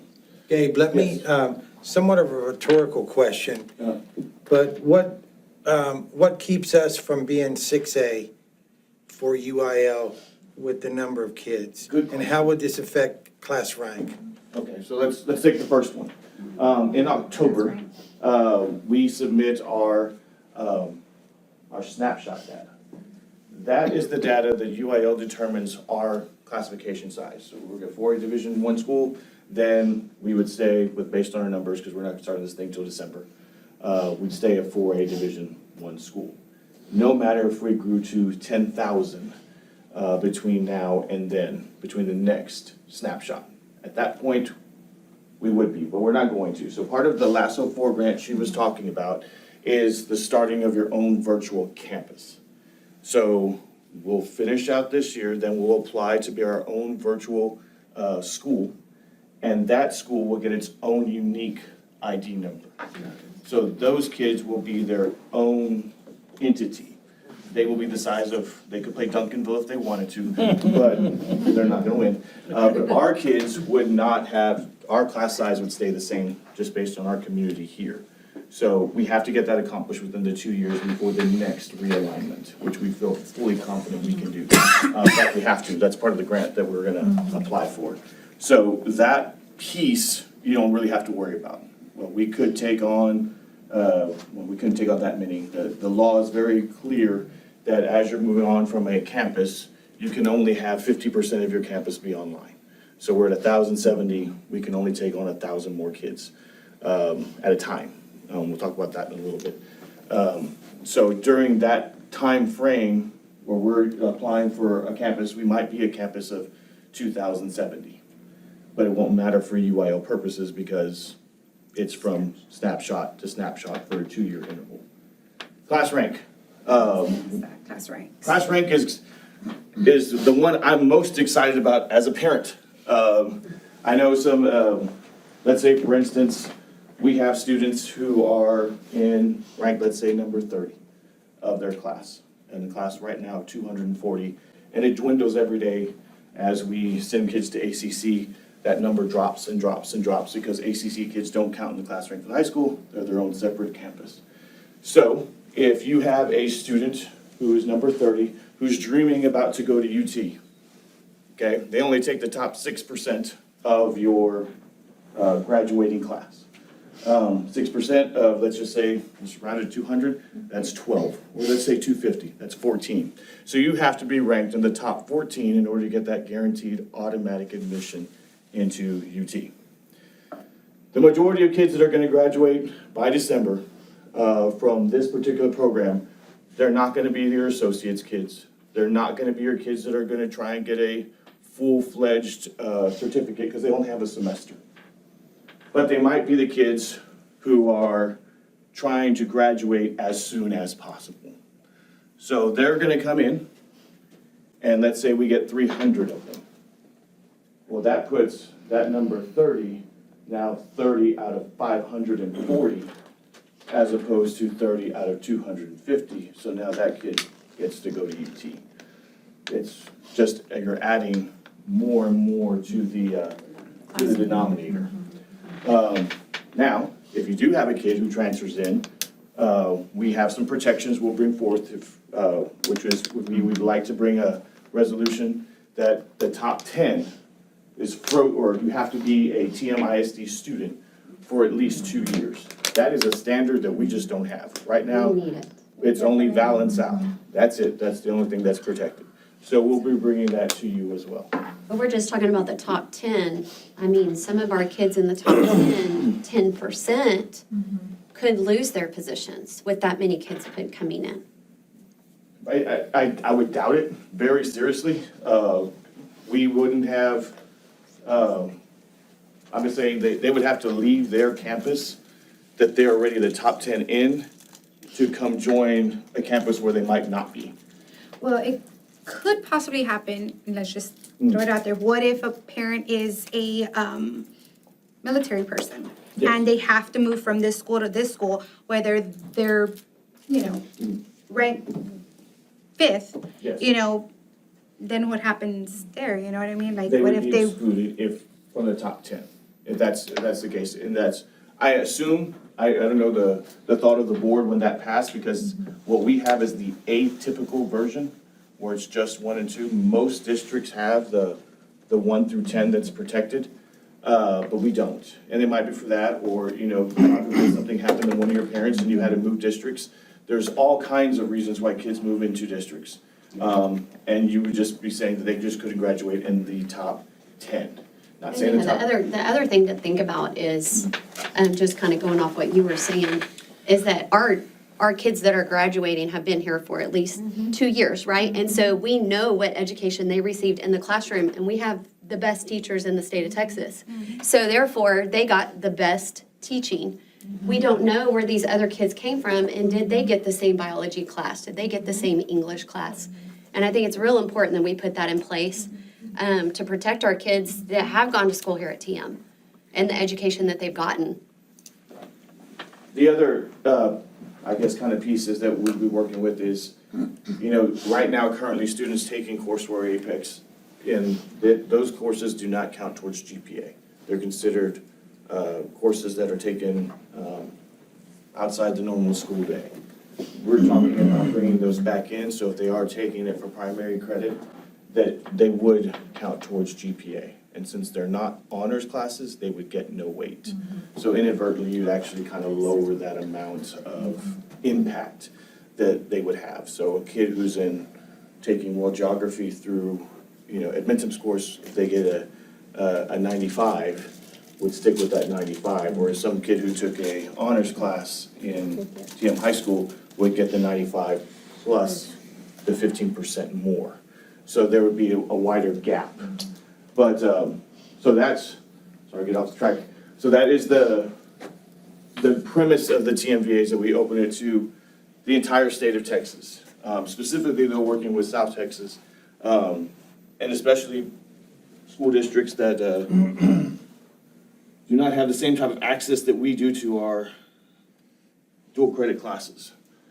So Pathway 1 is our traditional track. This is for students. The student comes to mind as a student who's now trying to support their family because their dad lost their job, mom lost their job. So now they're able to work at any particular time of the day, so long as they do 240 minutes a day of work on their courses they would need to graduate. So this is the first option. So if you think about students who, we have a couple now, I can think of, where mom, hurt herself in an accident. This kid's now the primary caregiver. He's having attendance issues. He's gonna have struggle graduating. This type of program would help them out significantly. Pathway 2 is the one we are the most used to doing. This is Compass Academy already. So this is what we do for our normal kids. We give them credits, they hammer them out until they graduate. So if you think of the single mom, the teenage mom who wants to graduate instantaneously, well, then they just work at it 12 hours a day until they get it done. You've also, in this particular, component, you'll have students who want to not only graduate, but they want to go join the military, things of that nature. So, their home life might not be the best, and they want to get out of that house. This is the best way to get them out. Is this Pathway 2 taking the place of our Compass Academy? No. Or are we still gonna have both? We still have Compass for our kids that are local. Okay, So I think of this one as like the kid who lives in Cotulla, okay. or the kid who lives in Skidmore, Texas. they would be able to, those two school districts don't have anything like our Compass Academy.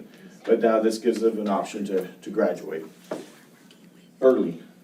And we're funded for providing that opportunity. Okay, Pathway 3 is the associate's track. So this is 100% online. I never come to school. I'm at home the entire time. I'm taking my high school credit courses and getting my 60 hours at either Del Mar, Coastal Bend College, Southmost, or Southwest. All of this is 100% free because both Del Mar and Coastal Bend College are free. So is Texas Southmost to any kid. The kids in Southwest, they get charged $160 an hour, but they do fast, which means that if they're free reduced lunch, then they don't pay a thing. We're smart enough to know if you don't qualify for fast, you're getting your associates through Del Mar. So we'll just put them over there. But these kids you're going to be starting as sophomores, and they'll be taking their associates, getting all that done, so when they graduate high school, they'll have either an Associates of Arts or an Associates of Science. It's 100% online, you never have to set foot on campus. So these are your kids who have high anxiety, don't want to attend school, or, we have students who just, the high school that they are located in, that they're, I don't say trapped, but that's kind of the word, the school zone they're trapped into just isn't conducive for them anymore. So this gives them their opportunity, smart kids, graduate with both of their degrees. And this one's the fun one. This one's the most I like the most. So now you have a kid who's in Uvalde. Uvalde doesn't have the opportunity, its own community college there. So the kid would actually go on campus, take their high school credits there. They want to weld, they can take as many as they need to during the day. See, the thing that limits us here is that we're bound at the high school by travel time. We have to travel there, drop the kid off, they take 1 or 2 classes, they travel back, we've lost 2 periods, and we're stuck. We also have kids who don't have the opportunity, like they started late. Hey, you're gonna need to catch up, you're gonna have to do something else because you didn't pass your TSI the first time, so now you're gonna have to do double the work. Well, sorry, the bus leaves back. Well, this kind of throws all of that out the window. They can stay 8 hours a day at the junior college, hammering out their coursework, and then they take world geography with us at night on Edmonton courses. So they will graduate with their level 1 certificate, their level 2 certificate, or their Associates of Applied Science, and their high school diploma, no matter where they're at, as long as they can get to their junior college. So if we have a kid in Beeville, they could go to Coastal Bend College, take their automotive classes there during the day, and at night, work on their 1 or 2 high school classes that they will need to graduate. This is the one that I think it would be the most beneficial to kids. If you think about it, like we were talking about it today, we were gonna have Tamuk and Del Mar work at night in our new CTE center. So if you have, let's say, a teenage mom who needs to provide childcare for her child while their parent is working, well, they would do their work during the day, and then they can take night classes at night at either our facility, Del Mar, or wherever, and it's 100% free because they're high school students, and high school students are free, they don't have to pay any tuition. So it would be a blessing to their families for them to get, done with everything without owing a dime. Oh, God. So let's talk about UIL activities. So after talking to Coach V, we kind of shot some ideas around. So if a student is able to come to campus and be enrolled in the athletic period, they would be allowed to participate in UIL athletics. So if or band or whatever, as long as they can come on campus to do that particular period, they can still participate. Okay, so this idea is not, there is a whole virtual school in the TXVN that's based on this concept. It's the Olympic Development Committee's team where these kids are handpicked because they're really, really good. And they spend half their day doing online coursework and the rest of their day training to do You whatever. see it in swimming. Right. And you see it in baseball and all the other in soccer. So you technically could have those kids who are, let me go attend, do what I need to do class-wise, and then do the rest of my time online, and then do their training. On-campus classes, they're still able to come on and do classes if they need to. Most of them will choose, I assume not, but they will be able to do band. If they're in a speech and debate kid, they still would be able to come on campus and do speech and debate, so on and so forth. They're still able to come to everything we offer. College admission guidance comes from their counselor, and the graduation ceremony will be separate and apart because we have to get out in 2 hours. And if we go too big, then we start having to pay more. So real quick on you, I don't, how do you, so if you get 1,000 kids to sign up for this and 100 of them come out to play football, and now we have 150 kids on the sideline, we're a 4A school, and we're playing another school that's got 50 kids on the sideline, how do you sell that? Like, surely the UIL is not gonna let you do that. Yeah, it happened at CCISD not too long ago when they opened Vets. So Vets opened up as a 4A school, and then next week they had 1,000 more kids, and they were a 5A school. But they were playing 4A numbers when they started. For 2 years. Yeah. Right, So but after I'm the 2 looking years, long-term, what like, happens? Well, that's when we're on campus, so all those kids transfer off. that's my point though. Yeah. When you create your own virtual campus, how does that head count come to your campus team and make you 5A numbers, but you're still playing with 4A teams? So our gap is about 350 kids, 1,350, 1,400, depending on where the next cutoff is. So all we have to say is, the kids who want to participate in sports are the only kids that are going to be TM Virtual Academy students. The rest are going to go to TM Virtual High School. So those kids are out. They're their own school, their own entity. They will be, if they have 10,000 kids in it, they'll be a 6A school who doesn't play any sports. But if they're their own entity in sports, how are they being put into the ranking of our kids that walk the hallways? They're They're not. their own high school. Okay, It's like- so they're not going It's like to we're, affect, right. It's like we're there's two Miller virtuals. and they're veterans, size-wise. So the veterans kid doesn't count towards Miller, the Miller kid doesn't count towards veterans. They're their own 2 separate high schools. because I'm gonna tell you, y'all know how fast word travels in Tolosa Midway ISD. I received phone calls this weekend about this, multiple, because word has traveled. I figured the information that we were getting was not fully all of the information. And my big thing is being a voice for our kids that are walking the hallways, because if we're walking these kids that are walking the hallways are dealing with a whole lot. I'm not saying that our kids that are virtually are not dealing with hard things, right? But our kids are walking hallways and they're dealing with the everyday stressors, the everyday stuff. Well, their parents are That- also taxpayers. Mm-hmm. That's supporting the salaries Absolutely. and the light bill and all that. Absolutely. Point well taken. So just want to make sure that we're very clear on what's going on here, because we already have very upset people. And I said, hey, we got to find out what's going on. Ms. Boone, what's the root, what are they saying? They're worried about these virtual kids that are not walking our hallways coming in and taking their kid's spot, no matter where they are, from 1 to 303 or 1 to 245, whatever it is. They want their kids to stay in the spot of where they're at, even if they're outside of the 10%, even if they're outside the 1 through 10. They want to make sure their kids are where they should be and where they've earned to be. And I don't know if that's doable in our current guidelines, and I don't know if you could change that, to be honest with you. The kids would have to get a class rank.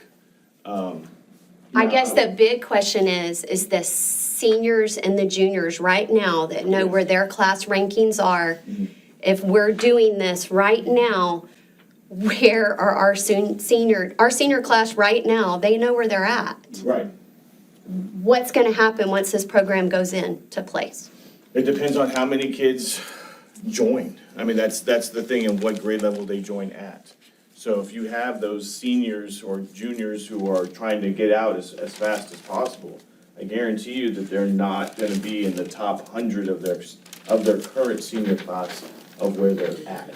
So they can still come and graduate with our in-school, in brick and mortar They have to students. for a year and a half. Say that again? For the next year and a half, so from December until May, And then all of next year, those kids would graduate in the pool of TM high school graduates. The next year, they would be out in their own individual entity outside of the school, the high school. Like it's its own high school by itself. Ranks would be done over there. You'd get a valedictorian from over there. You wouldn't have a valedictorian. It'd be two different valedictorians, actually.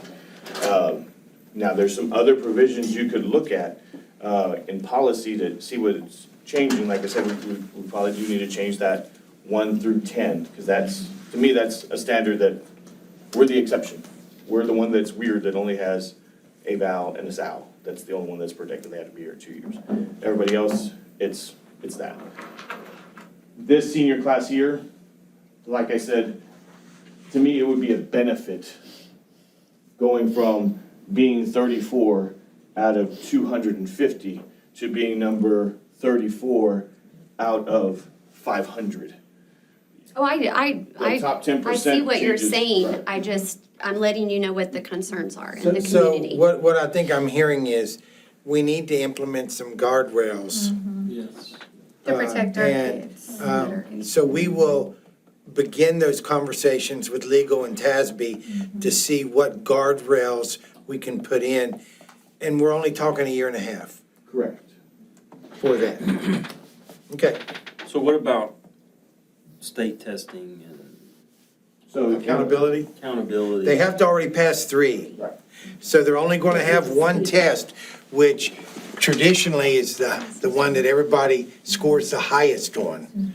So that's all we would be concerned with is the US history test, unless they change the Right, so currently accountability there's system. 5, next year there'll be 4. I mean, there's 2, yes.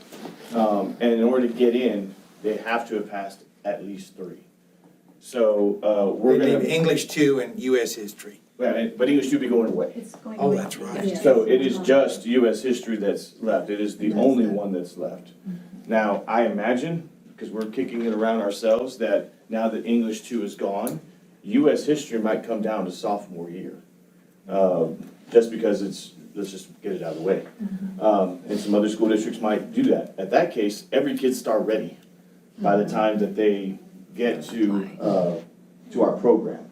But we feel confident based on our passing rate, which is at 96, 97%, that we can get those kids where they need to be using Edmonton's courses or just the natural, because this STAR test, US history, is Civil War till now. With some of it being now, I think they'd be okay to get a passing score. Okay?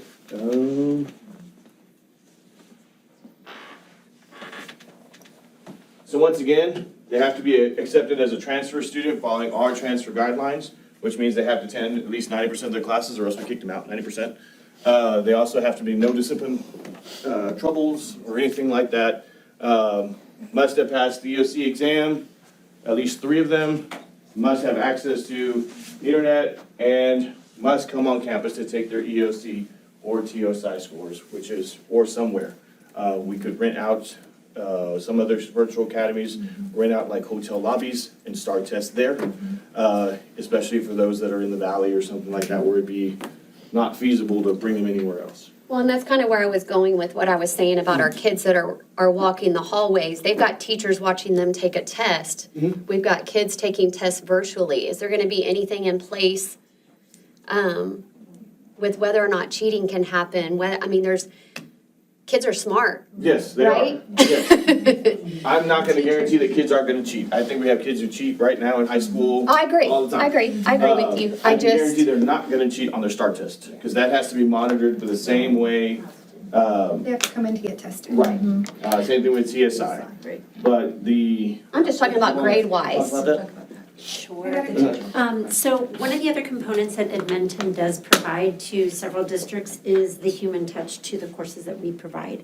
So one of the things we've been talking about with your team right now is about adding that certified teacher to each course that is being provided. So that is an additional cost, of course, to what you already subscribe to as a district, but it would ensure that your students do have a certified teacher in place and the monitoring, the grading, the feedback, and all of that that happens within the course. but the acceleration thing and that kind of just goes away. Oh, correct. Yeah, well, you have a teacher monitoring them, keep pacing them, and keeping them on track throughout the course. So I've actually been involved in several virtual models within the state of Texas and Maryland as well. And where I've actually even been a virtual teacher before, where I am monitoring students in and out. So there's a lot of details that go into it, a lot of contact, a lot of tutoring, even those types of sessions that go in with it. And that's another thing that we would be bringing to this model for Toulouse. So quick question. Yes. Who would be the teachers? Who would be the online teachers? We're gonna go over that right now. Oh, okay. Okay, so this is the, Skipped ahead, the sorry. virtual model. So this is the impact that semester one would have. So each student is worth about 10,500 straight. You just think of it that way. That's a kid who's not special ed, not a CTE student, not in any other program. They're 10,500. So in this upcoming semester, it would be $5,250 would be the max that you could get for that kid. We're gonna assume that that kid has a 90% attendance rate. Okay, so based on that, that's $4,725 to be per semester, not year. The adminsum cost, that's what we're gonna pay them, would be $1,520. The cost of 9 hours, which most of the time it's going to be free, but I always base my budgets on the worst case scenario, is about, and then, so it's a total expense of $2,020. Our profit per student would be $2,705. 1,000 students, we generate an additional $2.75 million in ADA this semester.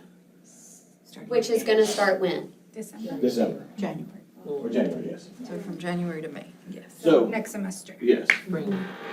So year one, you get the full impact, because it's the entire year of 10,500. You assume everything the same. The cost is different. You got double the cost. Admitted cost is 3,200. But if a year long, Yeah, we would bring it down to 2,500 for y'all.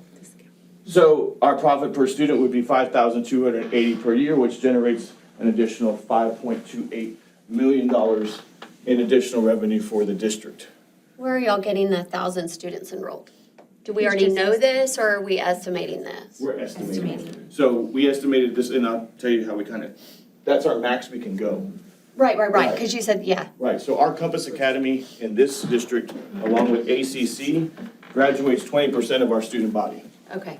This 1,000 kids, we did the math, so if we took all of ESC 2, there were 16,000 seniors. This is 1% of that, less than 1%, that feel we'd be able to get in the entire region of South Texas. It's 1,600 just in the ESC 2. We still have 4 more ESCs in South Texas that we could generate pool from. Okay, so now we talk about if we are once we transition to the virtual high school, its own individual entity, we're gonna project what we'd be as one of the smallest virtual academies in Texas. Okay, so this one of the smallest means we're at 4,000 kids and we're generating $21 million a year in full-blown ADA. And this is worst case scenario. So this 90% is probably gonna be about 95. These kids at 10,500, if they get their associates, the multiplier is 1.24. So those kids are actually worth $13,000 a year. Then you get, the admission costs would be significantly lower, as she said. Then the cost of 18 hours is $1,000, but we're gonna be smart and we're gonna put kids in the right college to make sure that it's free. So our total at 4,000, which makes us one of the smaller virtual academies, means we're generating $21 million a year in revenue. And we don't pay anything. I think that's the thing that you have to understand, like, we're not paying for brick and mortar, we're not paying for the house, we're not paying electricity. That is pure profit. Okay, Where's the teacher? so It's the Edmonton. this is a lot. Yes. So I'm gonna start off with that. Second, kudos, okay? I think this is awesome. Now, I'm gonna take a step back. Okay. I think this is awesome for year 2, right? When we have our virtual high school set up. What I'm concerned about is the year and a half before we get to year 2 and how that could, and I understand the benefits, but I'm also maybe seeing some negative effects for the year and a half that we're not our own high school. And then secondly, when we become 2 different entities, 2 different high schools, how is that money going to be able to fall over to, It's district money. that's what I wanted to know. Okay, so that becomes district money. We have to have the guardrails to take care of the year and a half. That's my biggest concern. I think this is awesome. Wow. So the reason why go ahead. No, I'm so sorry to interrupt. I was just saying, I think really this is aimed at those students who are looking for these specific pathways. Our courses are not weighted as honors courses or advanced courses, so naturally the students taking them, if they were coming in with a very high ranking, would be taking courses that would probably be weighted differently or regularly as opposed to at a higher weight. And So, I 'cause that is totally, a big concern. totally hear what y'all are saying, but I'm important about 1 to 333. I care about the top 10, I care about our valedictorian, I care about a salutatorian, but I care about every single kid. And that's from 1 to whatever the max number of the class is. That's what I'm concerned And I about. think, and I am too, as their principal, I am concerned. But I also can't look a kid in the eye and say, had we added 300 more kids, you'd be able to go to Texas Tech. Now you can't. I can't look a kid in the eye and say, I hear hey, you. you could have gone to A&M College Station, but now you can't. That's a big pill to swallow. I mean, you're looking, I think, Looking at percentages more than an actual ranking. right. So it's where they qualify in that piece. I understand how important the top 10 is, believe me, I hear it every day. We can pull that to make sure they still end up on that banner. But for a kid who's number 30 to now have the option to go to UT and to deny them that option, that's a harder pill to swallow, I think. Or maybe they could go to A&M. They could. They could. But even 30's not guaranteed, even in that, but 30 out of 500, Well, that's an automatic. And I could just give this example. Let's say they're 250 in their class. They work hard at the best they can do with their whole family dynamic. They're working hard to get their C's and they're ranked like, let's say 250. And you bring in these other kids and now they're ranked 280. The colleges that they were be accepted to probably wouldn't change that much because they're still looking at, did you graduate? Do you have the mindset? Yeah, we'll take you. So they probably, at that low of a level, their choices of colleges wouldn't change dynamically because of that. Well, and that's a great example. I mean, that opens up a way to think of it. Well, I'm gonna say from a past parent who did have her kids in a virtual academy. I had my kids in virtual academy for a number of years. And it helped my family because we had health issues, with one of my children. So hearing this, like right when you guys started, I was like, oh man, this is amazing. This is great because there's a lot of families out there that it's not just about the graduation. It's not just about like jobs. There's literally like a whole other way of looking at it and helping families, especially when they have health issues, health concerns, and that the kids can't go to school. Because that's what happened to mine. I'm going to be honest. That's what happened to mine. And I'm grateful for that virtual academy that my child went to school for. So hearing this, I see all of that because I do have kids in the district too, and I see all about ranking and all that, and I totally agree with that. But on the flip side, I see also how, us being in a virtual family for a period of time because of my child and because of health issues and because of, she just couldn't go to school. But I think it's a great idea. yes, there's a little kinks that need to be worked out, but I think, And I think, I think it's amazing. to your part, the part we're worried about is the education, but we want to make sure we're doing right by kids, but we also have to make sure we're doing right by kids in the future. We don't know what the state's going to do with bond projects. The word on the street is that you'd have to have 50% of your populace vote. A bond may never happen again, so on and so forth. Well, if you save $21 million over 10 years, you don't have to get a bond, you just pay it cash. Exactly. That's the aspect that I think that the finance, it's gonna be hard on us. We're not hiring anybody for the next year and a half. We're gonna try and do this with just the staff we got, just to get us to a point to where we're moving forward and we can, encapsulate some of that money back.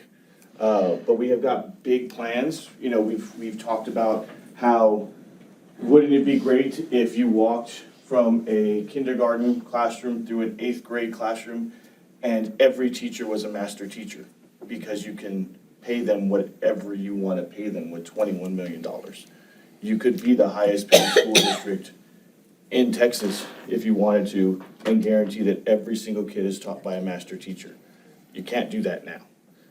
This is, although it is great for kids and what we're gonna do is great for kids, it is a financial need for us to stay above water with what we've got going on. So it's part of that. We think we're gonna do really good by kids, because we always do, but it's gonna be really hard for us to function in the future without bonds or whatever the legislature might hold for us. ADA is never gonna go away. It's the way the school district has decided to pay us, no matter what we say. So that's kind of the end of the presentation. I don't know if there's any other questions. are we the only district that is doing this, or are there other in this area? So I'm going to be very, very honest with you. There are competitive companies that do similar to what we do as far as provide credit recovery, but all of them have kind of, in a sense, bowed out of supporting the virtual model just because of the level of their courses being TEKS aligned and things of that nature. So we have been in talks with 4 other districts that are north of y'all, way north of y'all. I did have a meeting, I'm gonna be very honest, I probably shouldn't be very honest because I've been working with them already.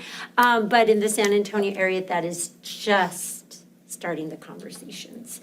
But nobody So- here, that I'm saying. Nobody here this south. area. But we'll be pulling from all over the state. That's the idea. Not even, I'm from Brownsville, I live in Brownsville, so I'm excited to even hear about the partnership with TSE. I mean, I could, even spread the word down there as well. It's really the way kids are, not all kids, but, it is for a lot of kids out there. And I've seen virtual academies that have grown, have waiting lines, things of that nature. I mean, your kids have done it as well. It was a waiting to. There's always a waiting list. Yes, I've actually supported some academies that have had thousands of students plus thousands in the waiting line. So evidently the need is there, as much as, even me, I've been a teacher and administrator. I've been in education all my life, so, I see it. We all have a passion for what we do, but at the same time, this is something that's also happening, and I think it's a need. People are wanting it. If we don't do it, somebody else will. Yeah, And if well, I we will don't do say, it, somebody Real else quick, will. you want to go first? You can go first if you want. I was saying, I was gonna talk right here real quick. Oh, Go ahead. well, go ahead. No, go ahead. No, go ahead. I will say when my kiddo had to go and take their test, I was really amazed at how many online students there were going to this testing site to, have their test administered to them, because they did have to go into a room with a desk, a secure place, and there were teachers around, there were certified teachers. So it was, when you were asking about the testing, they do get tested in an area, as a matter of fact, where we were located was downtown at the ESC building. Mhm. We The Region tested 2 there. Center. Yeah, and there was a lot of kids, and I was actually really shocked when I saw the amount of them going into this building and checking in to, be tested. It was a big number, so. Well, to put it in perspective, the largest one we know of in Texas is about 12,000 students. So 12 is the second largest. Oh, okay, so if we did 12,000. But yeah, 12,000 That is puts one. our number at 66 million a year. I mean, it's, to me, it's a no-brainer. But I think it's just because if we're not gonna do it, somebody will. Somebody else. And then we'll will. start losing kids to that type of program, and then our ADA is shot, and it starts a downhill spiral from there. We also, as Admentum, understand that it's like, very much so a startup. So we even offered to supply all the teachers, do all of that, let you finish your semester and not even start payment until May. And then if anything, you don't use it all, we can roll it over to 2026 so you can keep going and not, we have a very flexible, y'all have been with us since 2008, so they're not gonna say no. I'll throw something else in there. Now it sounds like chump change. I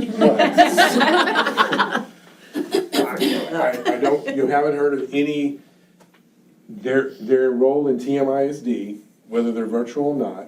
So that will greatly reduce our wealth per student, which right now we're paying almost $900,000 a year in recapture. That would end recapture. We can keep that $900,000 that we've been having to send back to the state. Okay, so That sounds really pale. Brian's like, check. But Yeah, how it much is would, gonna it go would up? take us out of Robin Hood because all those kids would count towards our wealth per student and it would lower us below the threshold where we'd have to send any tax money back to.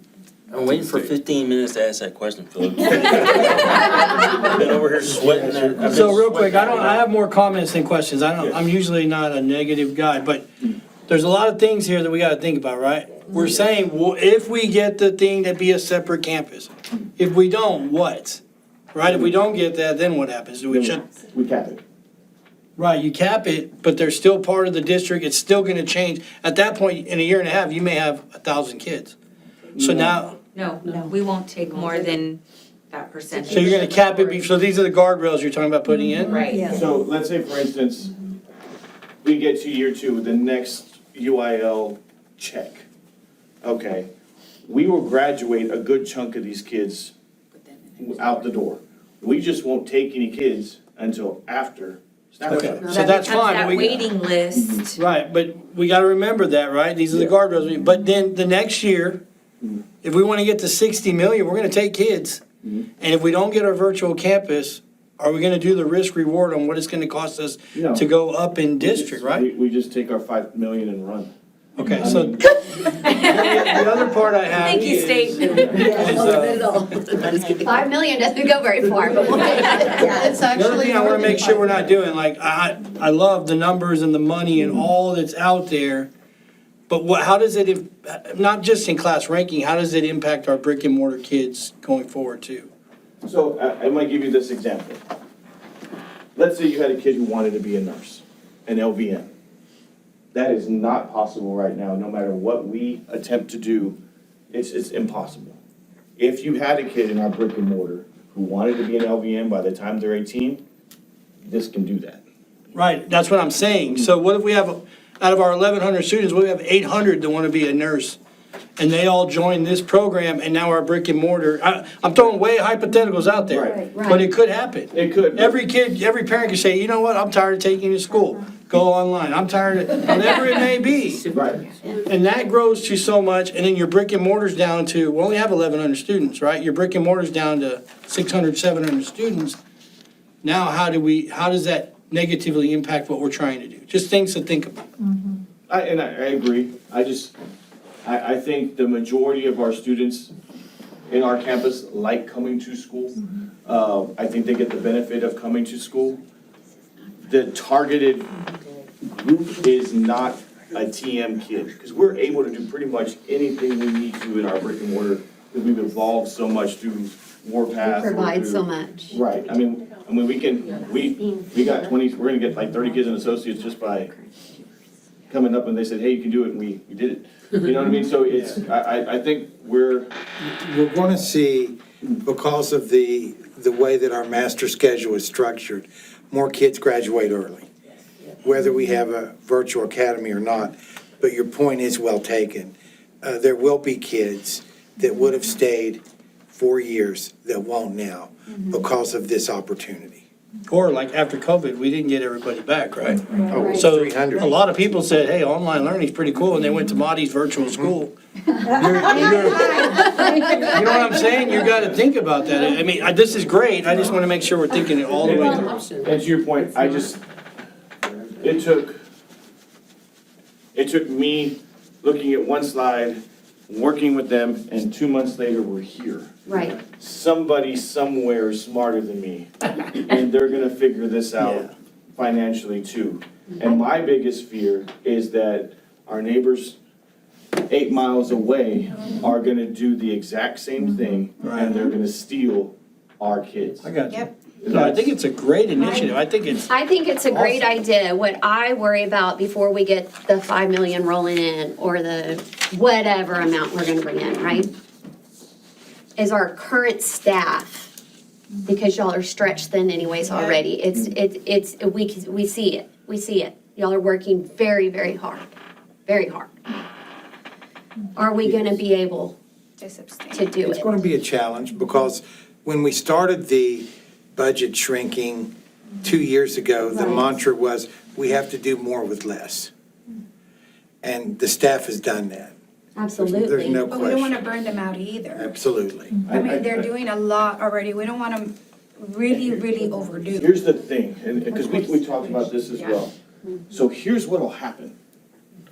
A kid will take a course that Lamar will register them for. Lamar, how long does it take to register a kid? 2 minutes, if that. 2 minutes of her day.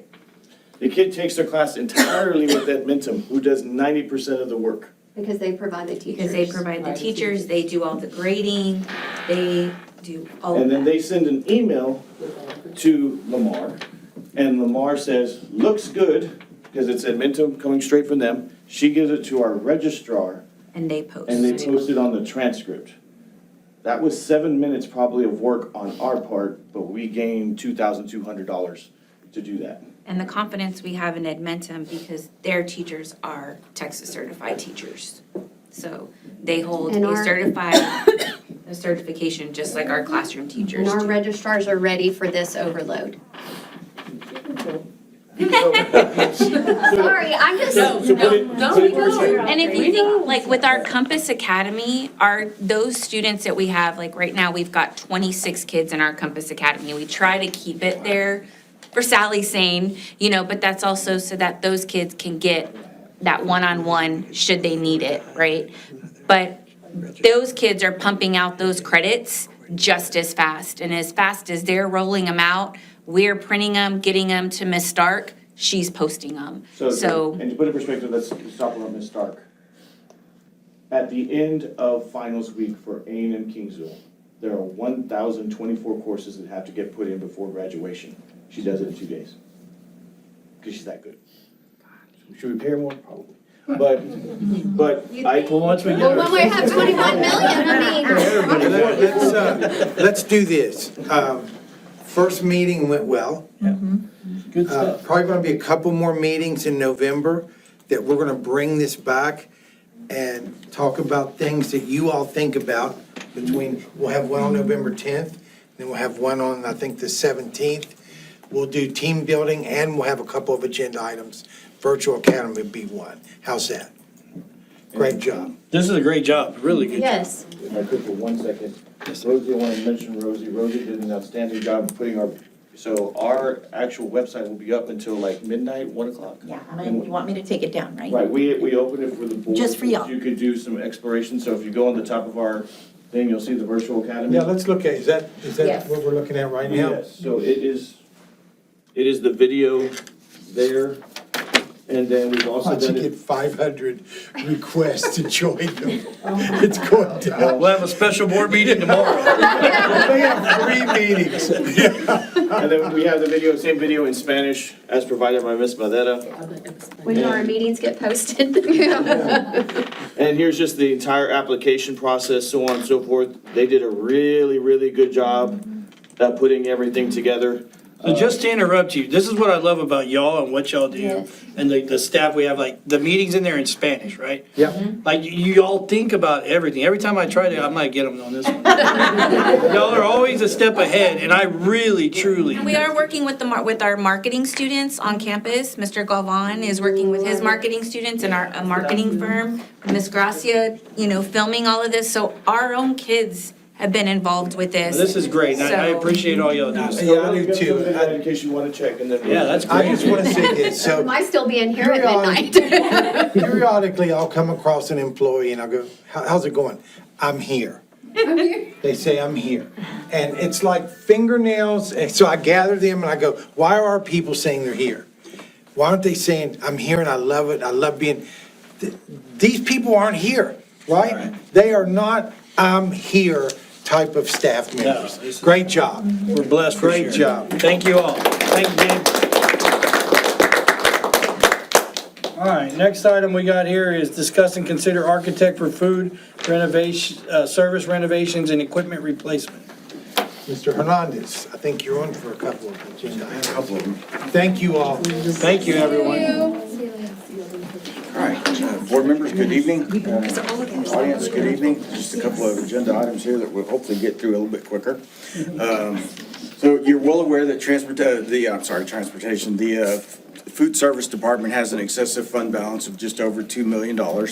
And I'd already mentioned that we're starting to work to go ahead and spend this money in a timely manner so we don't get a write-up from TDA on those things. Back in 2022, you approved Bill Wilson to be our architect for the food service equipment replacement, anything improvements that we did in food service. Last year in our TDA audit, it wasn't a finding, but it was highly recommended that we approve the architect for this yearly instead of doing a blanket approval. So for that reason, I'm bringing this to you tonight because we're about to, if you've seen agenda item 5, we're getting ready to start spending some of this money and get rid of it. So Bill Wilson, he's done a number of jobs for us. Currently, he's doing the high school chiller replacement, AC improvements for us. We just completed the primary HVAC replacement. In the past, we've done the renovation of the commons restroom at the high school. He's done a number of projects for us and has done a great job. In 2022, we approved his approval for being the architect of record for a 9% cost of the equipment purchase, installation, and any MEP cost. Well, that may seem kind of high. Typically, his projects are below $1 million, so 9% is higher than what we pay an architect that's building, say, the junior high or something like that. His fee includes any additional solicitation of proposals, the review of bids and the equipment, and the recommendation of selections of a bidder, assistance for the execution of the purchase order, and coordination meetings during delivery, installation, and closeout. So he's basically a turnkey architect for all these projects. And Patrick, you're comfortable with no RFQ? That's correct. Okay. Just for the TDA requirements for the Texas Department. Is this for each campus? It's district-wide, so it's district-wide cafeteria equipment replacement. And it includes ACC. We're getting them an ice maker and a couple other items. All right, any questions? I know it's cold in high school. Ashley says it's cold in there. She always needs her blanket. She says it's cold. It was hot today in Summer Rose. I think we got that fixed. No question. Mr. President, members of the board, it's the administration's recommendation that the Board of Trustees approve Bill Wilson to be the architect of record for food service renovations as presented. Have a motion? I'll make that motion that we approve Bill Wilson to be the architect of record for food service renovations. All right, second. Brian. All right, so we have a motion by Kim, second by Brian. Paul Arriaga votes yes. Leo Gonzalez absent. Rick Chapa absent. Brian Boone? Yes. Yes. Kim Boone? Yes. Marty Jimenez? Yes. Okay, the vote carries 4-0. All right, the next item here is discuss and consider 2026, 2020 through 2027 food service contract renewal.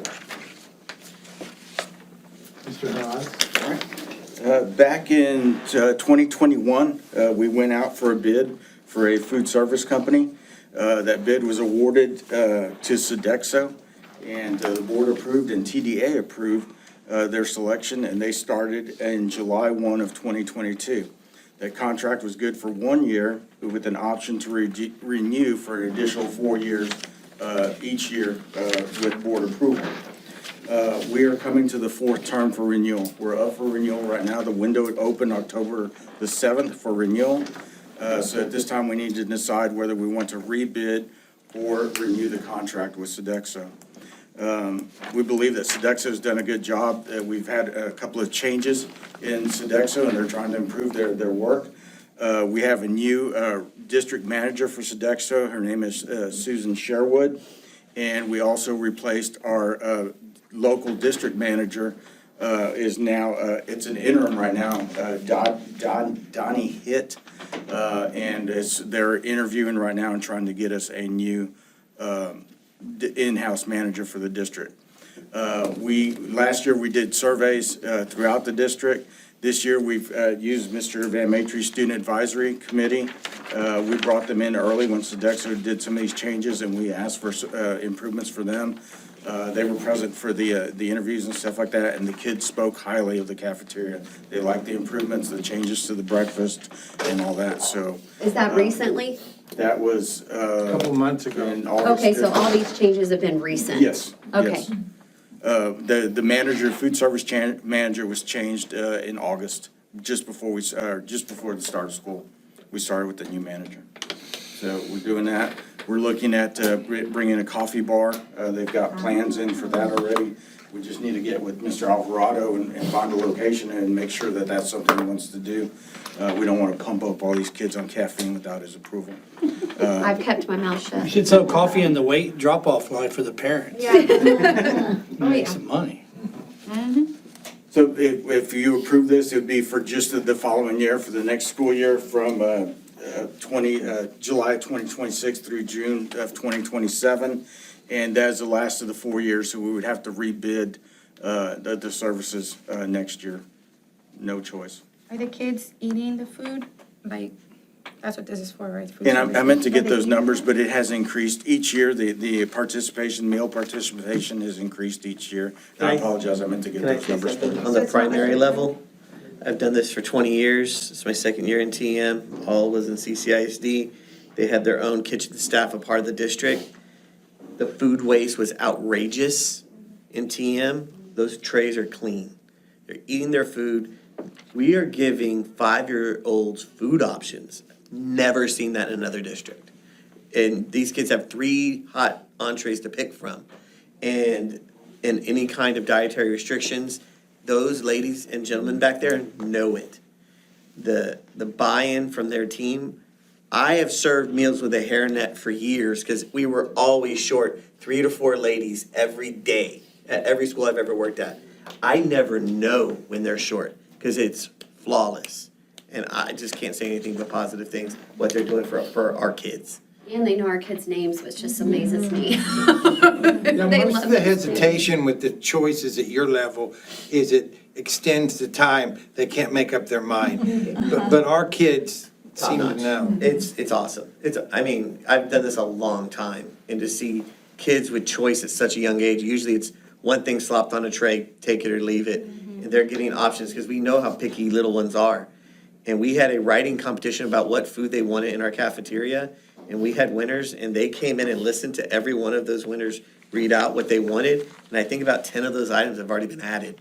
Fruit cups, Mexican food, Chinese food items. Breakfast for lunch, that's a Yeah, big. that's a Strawberry huge- milk. Strawberry milk, I sent them a picture that day. A huge initiative of mine. Forget about academic performance, bonds, strawberry milk. Yeah, it's a game changer, sir.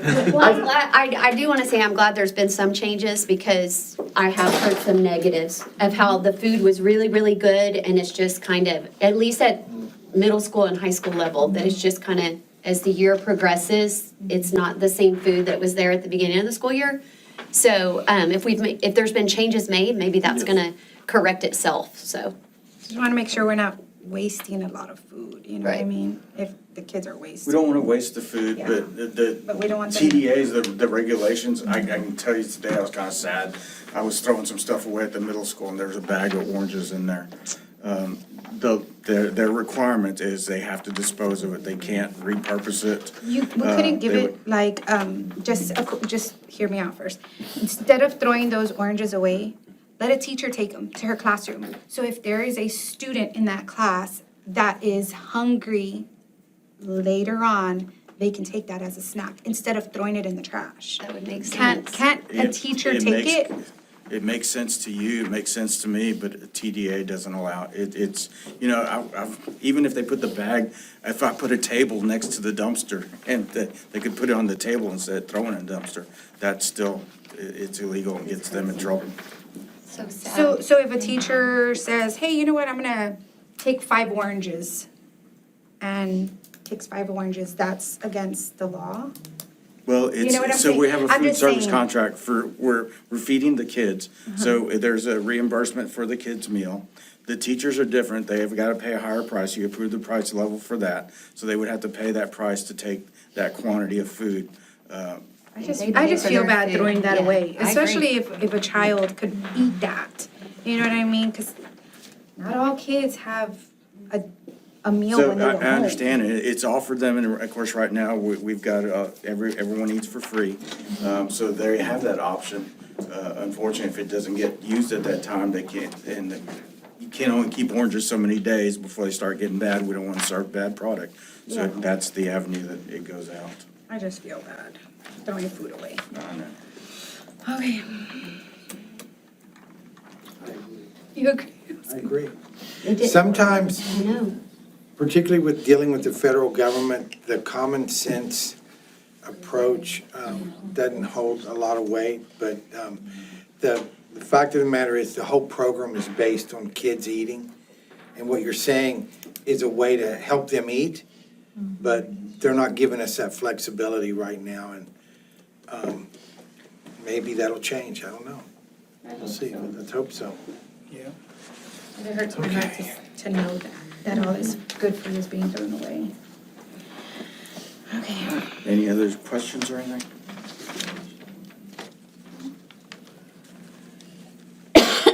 Yes, sir. Mr. President, members of the board, it is the administration's recommendation that the Board of Trustees approve the renewal of the food service contract with Sodexo for 1 additional year from July 1, 2026 through June 30th, 2027 as presented. All right, I can make a motion, right? All right, I made the motion for that one. Second? Mr. Boone? All right, Paul Arriaga votes yes. Leo Gonzalez absent, Rick Chapa absent, Brian Boone? Yes. Yes. Kim Boone? Yes. Marty Jimenez? Yes. All right, vote carries 4-0. Motion carries 4-0. All right, the next one here is discuss and consider selection criteria for food service renovations and equipment replacement. Mr. Hernandez. All right, once again, this is something we normally don't bring to you, but because of TDA regulations, we're bringing it to you. So we're getting ready to spend some of our excessive food service fund balance. I've listed the guideline there. I'm sorry it's out of order, but on October the 13th, we released a bid packet. We've already sent it out to the local vendors, companies, and architects so we can start reviewing it. The newspaper articles will go out sometime around the 22nd and 29th. On November the 4th, we'll do a pre-bid conference and here in the administration boardroom, and we'll meet with any of the contractors or prospective bidders and answer any questions that they have. And sometime around either December the 2nd or December the 4th, we'll accept the competitive sealed bids by 2 p.m. here in the boardroom. We are accelerating this to as quickly as possible because the chatter in the food service community is that there's going to be an increase in equipment cost in early '26. So we're trying to lock in the bid in 2025 and take advantage of that so we can get the most bang for our buck. What you need to review is the evaluation criteria that's on the bid packet that's out there, and you see it before you in your board packet. The main thing you need to look at is that the cost of the proposal, the bid price that they're gonna do is gonna carry 50% of the weight. And then the qualifications, the other 50% are gonna be based on relevant experience and capacity, which is 20%, past performance and related work, 10%, quality assurance warranty, 8%, proposed subcontractors, 5%, reputation for schedule and punch list completion, 4%, and other considerations for 3%. This is what the board needs to adopt so that we can go ahead and get this bid complete and accept competitive sealed bids in early December. Any questions? Mr. President, members of the board, it is the administration's recommendation that the Board of Trustees approves the evaluation criteria for the upcoming district-wide kitchen equipment replacement bid that will be accepted in December 2025 as presented. Motion. I'll make the motion that we approve the evaluation criteria for the upcoming district-wide kitchen equipment replacement bid that will be accepted in December 2025. Second. I'll second that. Motion by Brian, second by Ken. Ariaga votes yes. Leo Gonzalez absent. Rick Chapa absent. Brian Boone. Yes. Kim Boone. Yes. Molly Jimenez. Yes. I like to make you sweat a little. Motion carries 4-0. All right, next item here is discuss and consider high school commons elevator acceptance of bids. Mr. President, members of the board, this is a bond expenditure for the high school. Mr. Hernandez. All right. As you're aware, or should be aware of, the elevator at the high school, the old elevator in the Commons has been out for almost a year now. As we started looking to try and find parts, the excuses from all the elevator companies was that they couldn't find parts. We verified that when we went out and tried to get some from the district. I tried to get bids to get it replaced on my own. I did get some bids, but they came in kind of high, so we actually used Linez Architects to go out with a formal bid in hopes that we would get more competitive pricing, and we did. In the process, we found out that the last time that parts were manufactured for this elevator was in 2018, so that's why we're having a difficult time getting parts. What we bid out and what we're gonna get is the guts of the system, the pump, the hydraulic system, the electronics that run the elevator are gonna get replaced. Those will all be brand new. When you actually get into elevator, what's called the car, nothing will be done to the car. The car is still in good shape. The doors and everything will actually run. The rails that the elevator travels on and the actual piston that pushes the elevator up and down will still remain the same. They're all in good shape. So we were able to get a good quote on that, and we will. That's going to be the recommendation for tonight with Barcom. We went through the whole bid process. We advertised, and we only had one bidder for this event, and it was Barcom. But it came in at a much lower price than the other We uh, quotes I initially received. budgeted about $250,000 Yes. for that. So it's 122,000? Yes. But I I'm just glad wanted y'all to- recognize that those bids were like high. Yes. And that y'all went a different plan to try to, It costs us a little bit more to use the architect, but it's saving us money in the long run. yeah, that's awesome. But I Thank just you. want to make sure that the board is aware that when you get in the elevator, when it gets operational again here in December, it's going to look the same, identical, and you're going to say, what did we spend $122,000 on? It's the parts below it. Just paint the inside, make it look new. In addition, that we're also working on is the company's agreed to, it's going to be a keyed elevator now, and I'll be able to provide Mr. Alvarado however many keys he wants.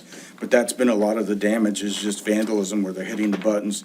So we've spec'd out some heavier duty buttons, and we're going to do the same for the elevator in the science wing. And it'll get, the same key will operate both elevators. Oh, that's Good idea. That's good. Mr. President, members of the board, it is the administration's recommendation that the board approve the superintendent to negotiate a contract with Barcom Construction, Inc. in the amount of $122,000 for elevator refurbishment as presented. I will make the motion for that. Second. I'll Kim? second it. All right, Ariaga votes yes. Leo Gonzalez absent. Rick Chapa absent. Brian Boone? Kim Boone? Yes. Marty Miss? Yes, definitely. All right, motion carries 4-0. Great job. Thank you. Thank you, Patrick. I think you're done now, aren't you? All right, next one is discuss and consider ESC2 service program for the 2025-2026 school year. Dr. Shaw? Okay, so in your packet, hopefully you've had an opportunity to review the ESCP programs and service contract. This is an annual purchase. We review all the different programs and services because it benefits, it meets the educational and operational goals of our district. For example, PD can be offered for our teachers. It also provides school board training for our school board members. It also provides bilingual training for our dual language teachers. So there's a lot of services that it provides us. And so every year, we vet the contract. So it's not just an automatic, we go through the contract by departments, and we look at it to see what exactly do we need to meet the needs of our district. So it's just like not an automatic purchase, but like I said, we vet it very carefully to make sure that the services and programs that we are purchasing actually meet the needs of our district. So it's very tailored. Every year it changes. I know one thing that we did away with this year was the living material expenses, which was $19,000. So we actually look at the usage, like how many teachers are actually using this service. And so if we don't see that we're getting a lot of service or use out of it, then we take that money and maybe we apply it to something else. This year, we're looking at a program called the Texas Curriculum Management Program that aligns very well to our Bluebonnet curriculum, and it's something that our teachers have been asking for to help support the curriculum in the classroom. So taking that $19,000, we were able to move that over to this new program, at $10,000, for the cost, saving $9,000. So every year, it's an annual purchase, but like I said, it's not something that's just an automatic. We really take the time and look through it to make sure that what we are getting is actually meeting the needs of our district. And so tonight, I don't know if you've had this before in the past, but we want to be very transparent, with, what we're purchasing and just kind of keep you informed. And so tonight, we're asking for your approval of purchasing or continuing our services with the ESC2 contract. Mr. President, members of the board, it is the administration's recommendation that the board approve the Education Service Center Region 2 Program of Services for the 2025-2026 school year as presented. All right, have a motion? I'll make that motion that the Board of Trustees approve the Education Service Center Program of Services for the 2025 to 2026 school year. All right, second. Brian? All right. Paul Arriaga votes yes. Leo Gonzalez absent. Rick Chapa absent. Brian Boone? Yes. Kim Boone? Yes. Marty Jimenez? Yes. Motion carries 4-0. All right, next one is report bilingual ESL education annual program report. Ms. Arias?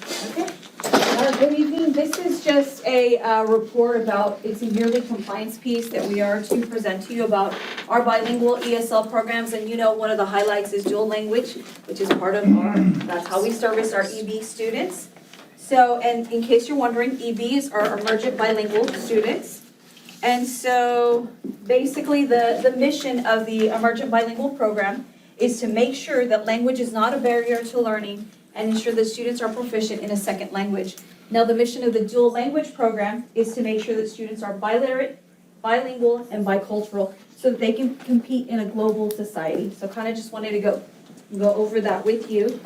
And this is the latest PEAMS report that we pulled. These are our numbers in the district by campuses and then by grade level.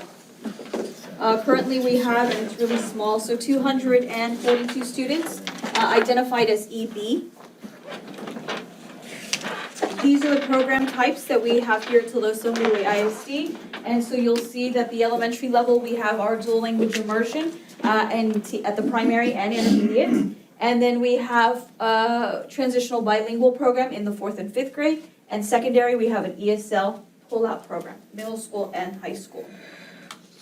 Now, of course, one of the highlights, I did kind of give you a synopsis, summary of what each program does and who we're targeting. But like I mentioned, the dual language program, we're trying to focus on bilingualism, biliteracy, and bicultural, okay, for those particular students.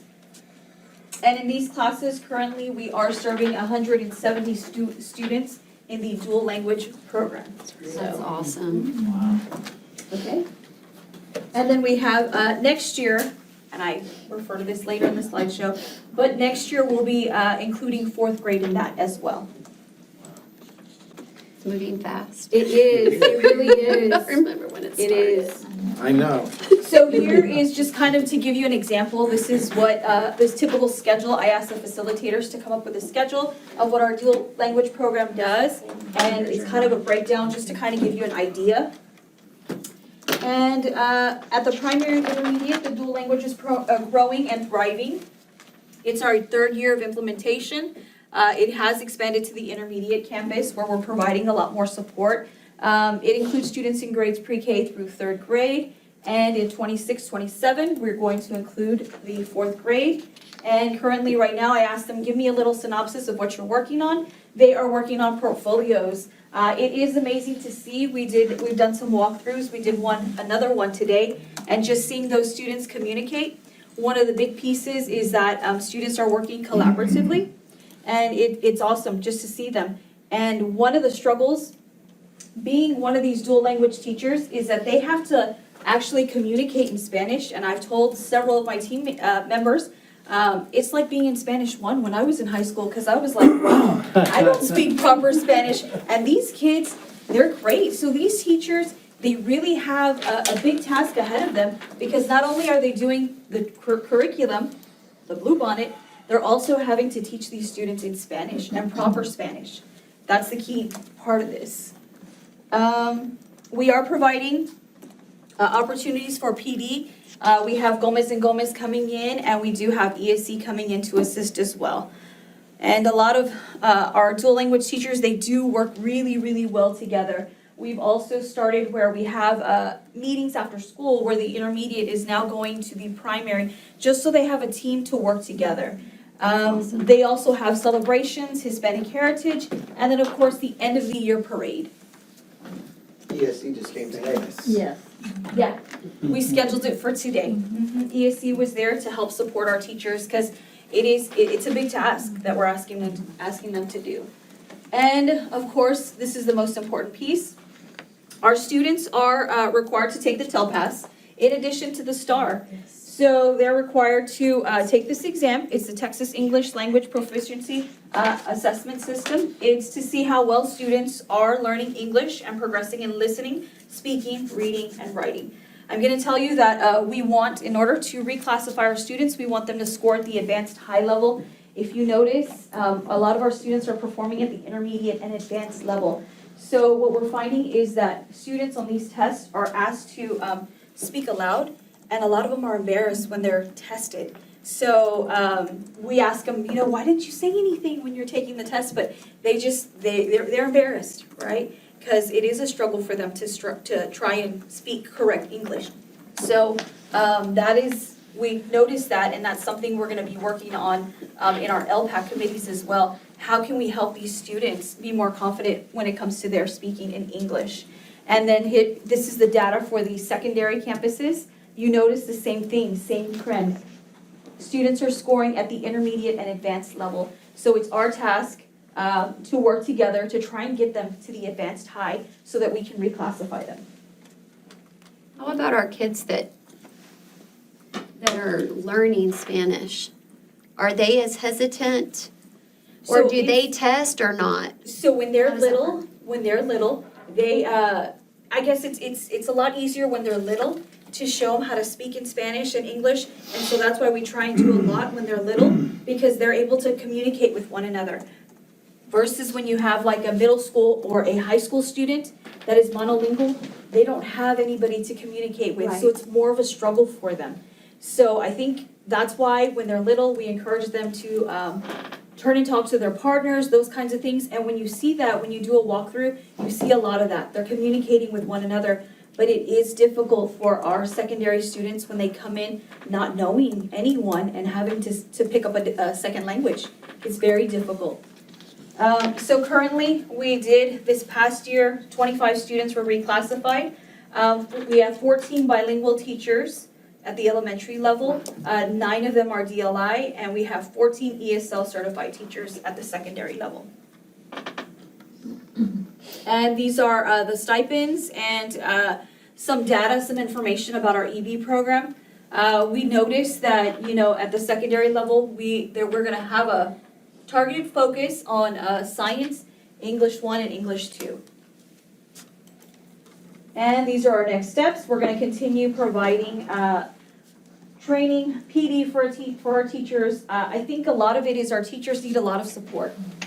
They need a lot of support, especially our bilingual ESL teachers, and that's our job, is to provide them with that. We want to continue to work with HR and finance to make sure that we can continue with these stipends, and also to provide more opportunities for our teachers. And that's it. That is any questions? Great job. Okay. All right. That was report only, no board action. We do have a request for a quick restroom break. So can we take a little 5-minute break? Everybody get some refreshments and use the restroom if they need to. Think we got everybody back? Yes, sir. All right, we'll go ahead and get restarted here. Next item is number 9, discuss and consider approval of second reading of TMHS GPA EIC local update. We've had first reading and there was rich conversation. Mr. Alvarado, do you have anything to add? No, so just a reminder, but it's the 4.0 scale that is there for colleges. Cool. Any other questions, comments? All right. Mr. President, members of the board, it is the administration's recommendation that the board approve the updates to EIC local class ranking academic achievement policy as presented. Have a motion? I move that we approve the changes to the local class ranking, EIC academic achievement policy as presented. I'll second that. Kim will second that. Paul Arriaga votes yes. Leo Gonzalez is absent. Rick Chapa absent. It's so silly. It is. Brian Boone? Yes. Yes. Kim Boone? Yes. Marty Jimenez? Yes. Yes. Motion carries 4-0. All right, next one here is discuss and consider resolution regarding a public purpose in compensating employees during the TM High School main water line break. Ms. Riggs, you get to join the party now. Yay! Good evening, board. This is kind of a housekeeping item. Whenever we have a situation where we had our employees who are expected to work, but then they don't work, we have to bring you a resolution so that we don't violate the Fair Labor Standards Act, and pay especially our non-exempt staff for work that they didn't actually work. So just going back on September 10th, the contractors that are working on the CTE building accidentally hit the main water line. As a result, we had to turn off the water. We didn't know at that point how long the water was going to be turned off, but not having water for our students poses a safety and health concern. And so we acted quickly and we sent our students home, we sent staff home for the remainder of the day. And so this is just bringing the resolution that allows you to ratify the payroll that we can pay them for that day. Does anyone have any questions? Mr. President, members of the board, it is the administration's recommendation that the board approve the resolution regarding public purpose in compensating employees during the Tolosa Midway High School main water line break as presented. And I believe Mr. Arriaga has a resolution. Yep, I'm going to read the resolution. So, resolution of the Tolosa Midway Independent School District Board finding a public purpose in compensating employees during the high school closure due to main water line break. Whereas Tolosa Midway Independent School District is a public school district located in Corpus Christi, Nueces County, Texas, and whereas on September 10th, 2025, a major break in the high school's main water line necessitated the physical closure of the campus due to safety concerns and lack of access to running water for staff and students. And whereas Tulosa Midway ISD Board Policy DEA Local allows all regular employees to be paid for their regular duty schedule if the board adopts a resolution or takes other action establishing such a purpose and parameters. And whereas the district's Board of Trustees is authorized by Texas Education Code, Section 45.105, to expend funds of the district for purposes necessary in the conduct of the public schools as determined by the board, and will maintain sufficient control over the expenditures to ensure a public purpose is accomplished. And whereas the board finds that paying the salary of personnel during the high school closure is necessary to maintain morale among the district's workforce, to reduce employee turnover, encourage the safety of all employees and their children, and fair treatment of employees who could not work due to the affected school operations associated with the main water line break. To avoid the unnecessary expenditures associated with the payment of overtime should non-exempt employees be asked to make up the work days missed and to reduce administrative costs. And whereas the board finds that the use of public funds to pay the salary of high school personnel during the high school closure on September 10, 2025 serves as a substantial public purpose.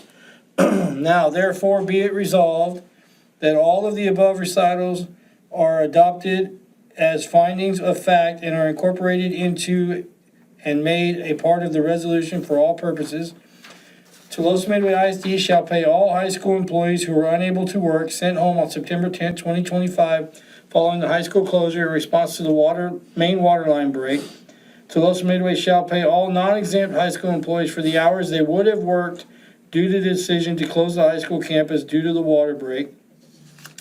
The Board of Trustees hereby determines these payments serve as public purpose, retains sufficient control over the expenditures to ensure a public purpose is served, and finds the district will receive a return benefit. Be it further resolved that the superintendent of schools or designee is authorized by the board to take such further actions necessary and appropriate to implement the intent of this resolution without further board action. Approved, passed, and adopted on this 20th day of October 2025 by the Tulosa Midway Independent School District. Do we have a motion? I'll make the motion. Okay, I'll make it. I'll second it. All right. Good job. Thank you. And by the way, Paul Riaga votes yes. Leo Gonzalez is absent. Rick Chapa is absent. Brian Boone. Yes. Kim Boone. Yes. Marty Jimenez. Definitely yes. All right. Motion carries 4-0. Thank you, everyone. Pass that to Marty so she can sign it. Okay. All right, next item here is discuss and consider approval of delegation of authority to superintendent under Chapter 49. Mr. Carroll? This is an annual requirement, going back to Robin Hood and recapture. TA basically makes us, you have to approve every year that we have to send money back to them. And so what this does is you're granting the authority to Mr. Van Mitry to send the money back. And they require us to do that, otherwise we get consolidated, we have to detach property, or we have to do something else to reduce what we owe back. And so this is an annual requirement that we have to do, because we are estimated to owe recapture for next year. Or for the current year now that we're in. And there's specific language that has to be in the minutes. That'll be in the recommendation. Okay. Any questions? Mr. President, members of the board, it is the administration's recommendation that for the 2025-2026 school year, we delegated contractual authority to obligate the school district under Texas Education Code, TEC 11.1511C4, to the superintendent solely for the purpose of obligating the district under Texas Education Code 48.257 and Texas Education Code Chapter 49, subchapters A and D, and the rules adopted by the Commissioner of Education as authorized under Texas Education Code 49.006. The authority includes approval of the agreement for the purchase of attendance credit. Do we have a motion? Make that motion. Kim makes the motion. Second. Brian seconds. Oriaga votes yes. Leo Gonzalez absent. Rick Chapa absent. Brian Boone. Yes. Kim Boone. Yes. Marty Jimenez. Yes. Motion carries 4-0. Thank you, everyone. All right, the next one is discuss and consider resolution for extracurricular status of 4-H organization and adjunct facility agreement. Mr. President, members of the board, to further support our FFA program, we are asking two resolutions. One for extracurricular status for students who miss school to go to the fair, that they'll be counted absent, and for adjunct faculty agreement resolution to accompany that. And this is so they are not counted absent, right? That's correct. Okay. It's a school activity. For our 4-H, like when they go to, like the livestock show, is that what you're talking about? So they wouldn't be counted absent? Okay. Correct. But wait, aren't we off during that week anyways? I don't know if we are. During like, They participate in other stuff too when we're in school though. Yeah. All the livestock shows. All their competitions, it's not just livestock show. And this is for middle school down. High school up is with us. This is a different. For 4-H. 4-H. Okay. Actually, it starts in third grade then. Correct. Or 9 years old. That's cool. All right, any other questions, discussion? All right, I'm gonna read another resolution. Resolution, extracurricular status of 4-H organization. Be it hereby resolved that upon this date, the duly elected Board of Trustees of the Tulosa Midway Independent School District, meeting in public with a quorum present and certified, did adopt this resolution that recognizes the Nueces County, Texas 4-H organization as approved for recognition and eligible for extracurricular status consideration under 19 Texas Administration Code, Chapter 76.1 pertaining to extracurricular activities. Participation by 4-H members under provisions of this resolution are subject to all rules and regulations set forth under the 19 Texas Administrative Code as interpreted by this board and designated officials of this school district. A local representative of the Texas A&M AgriLife Extension will request academic eligibility for all 4-H competitive activities regardless if a school absent is or is not required, and for non-competitive purposes when an absence is required. All right, do we have a motion? I'll make that motion. Kim makes the motion, second. Brian makes second.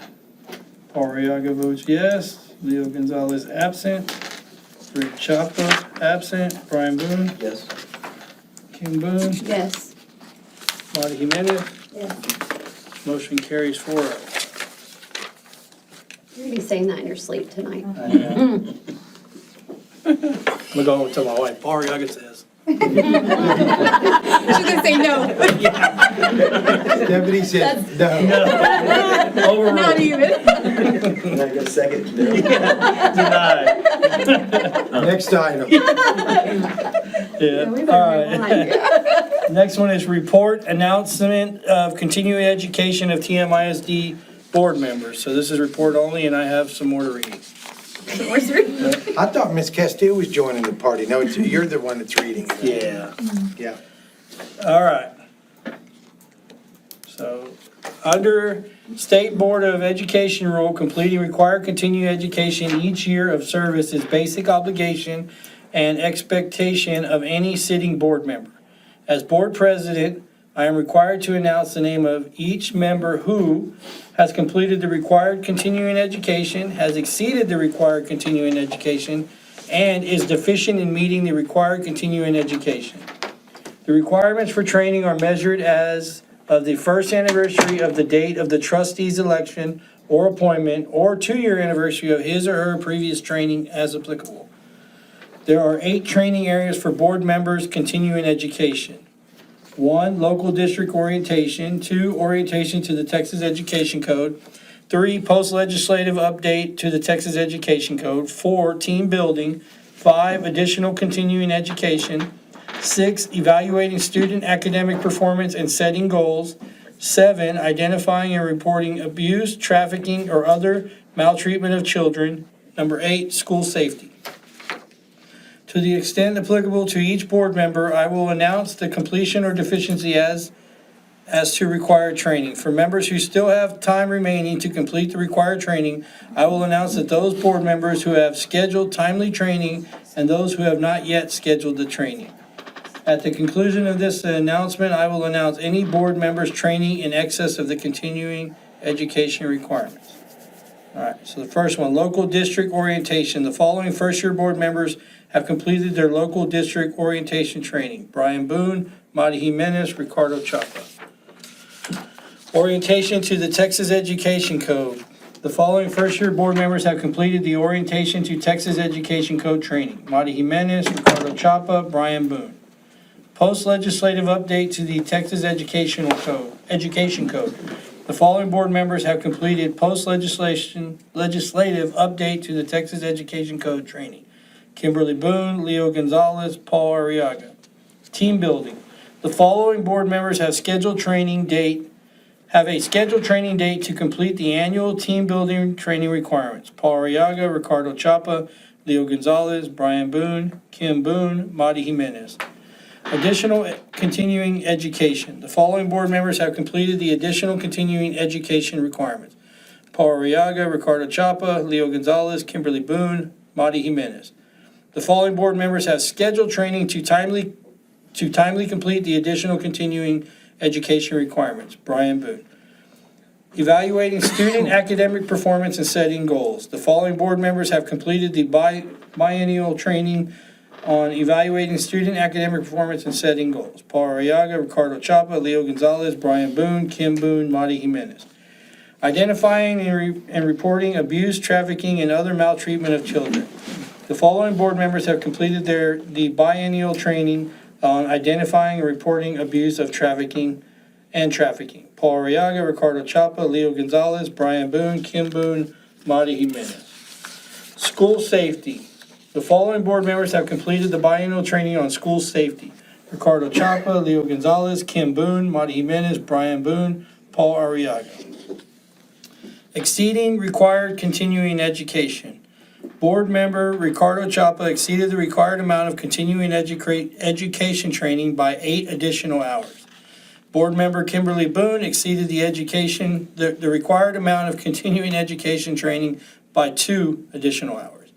Board member Paul Arriaga exceeded the required amount of continuing education training by 2 additional hours. Good job, everybody. That's it for that one. All right. The next one here is discuss and consider approval of the district's improvement plan and campus improvement plans. Okay, every year, this is an annual requirement that we have to bring to the board and to the public. Not only do we have the district improvement plan that focuses on our district goals, we also have the SIP, which is the campus improvement plan. To get here is a process. This actually started last year when we did the campus need assessment, and we looked at, data to determine what our needs would be for this coming school year. On the campus level, they meet with their site-based committee members as well, and they also conduct their campus needs assessment. So these 2 DIPs, the DIP and the SIP, are considered our planning tools for the year. So this is what we monitor throughout the year. We monitor at the beginning of the school year, we monitor at the middle of the year, and then we also monitor at the end of the year. So this is a collective effort. It's based on performance, it's based on student data. And so, like I said, it's a requirement that we have to bring this to the board. Also, if any committee member, any individual wants to look at the SIP and DIP or the campus improvement plan, they can submit a request. We have it Google link, we have it there if they want a hard copy. This is for the public as well to, they're privy to this information. So what we're going to do tonight, I'm sure you've read all 200 pages, it was a good read. But what we've done is every campus has highlighted specific parts of their campus improvement plan. We've also done the same thing for the district level, and these are goals that we want to focus on for this year. This is, it's a living document. It changes, so what you see this year may be different for next year based on student performance. So we're going to go ahead and begin. Okay. And we're gonna start off with the district. So just like Allison said, it is a lengthy process and we take our time doing this. So we just kind of created a summary just to kind of give you an idea of what each of our campuses is working on.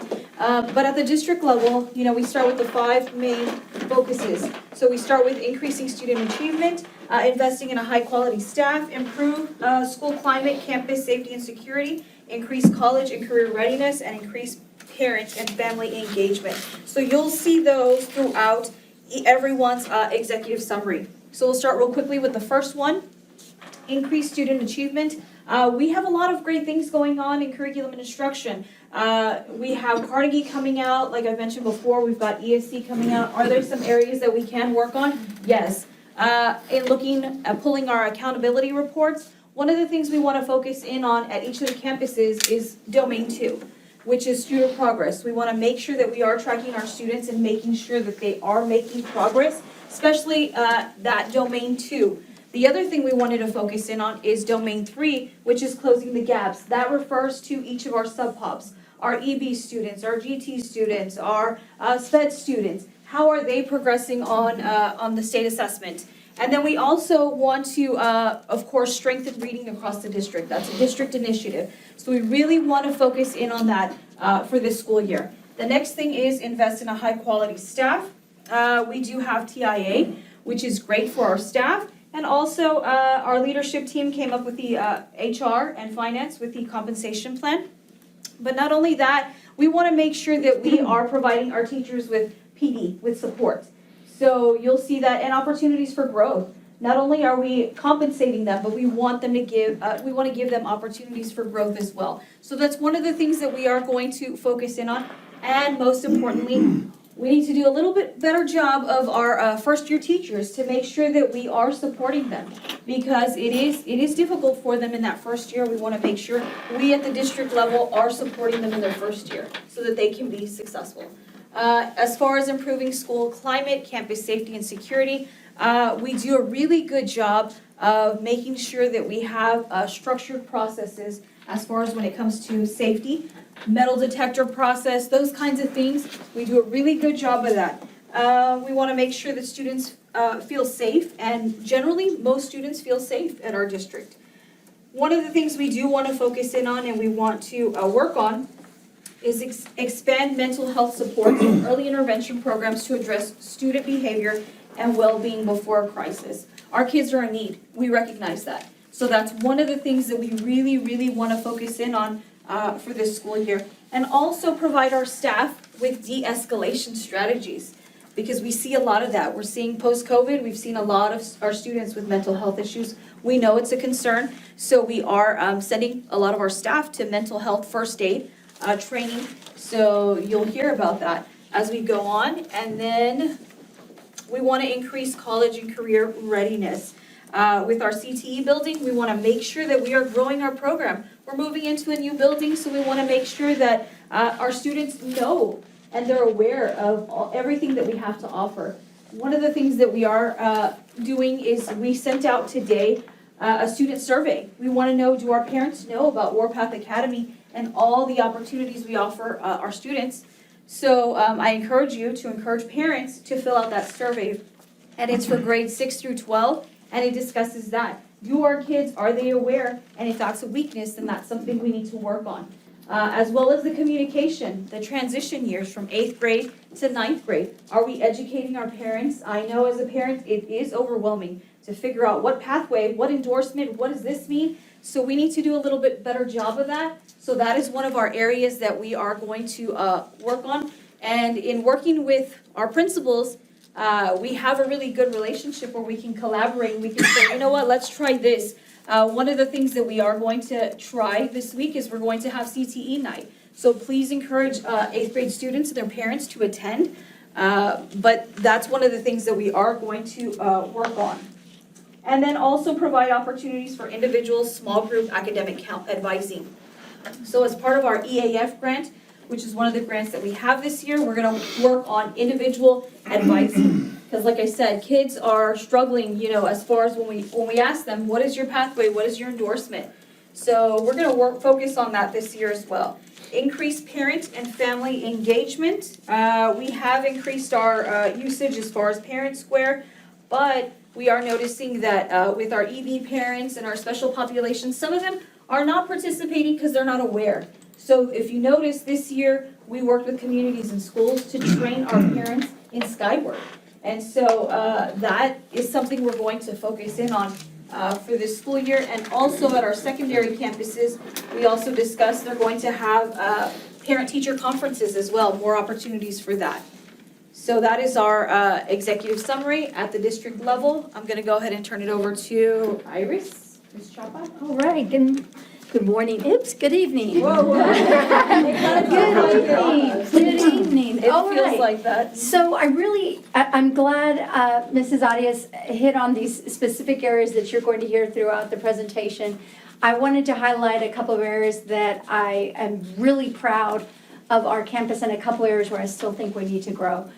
One of the areas that I'm extremely proud is that we have top-notch staff. Our support of keeping our teachers at ACC and DAEP, because as you know now we have DAEP with us, is a strong support group. We have been very lucky to acquire Coach Vela, who is our special ed case manager. We have more than half of our staff is 504 SPED or EB, and so offering that support has been a really big help for our students.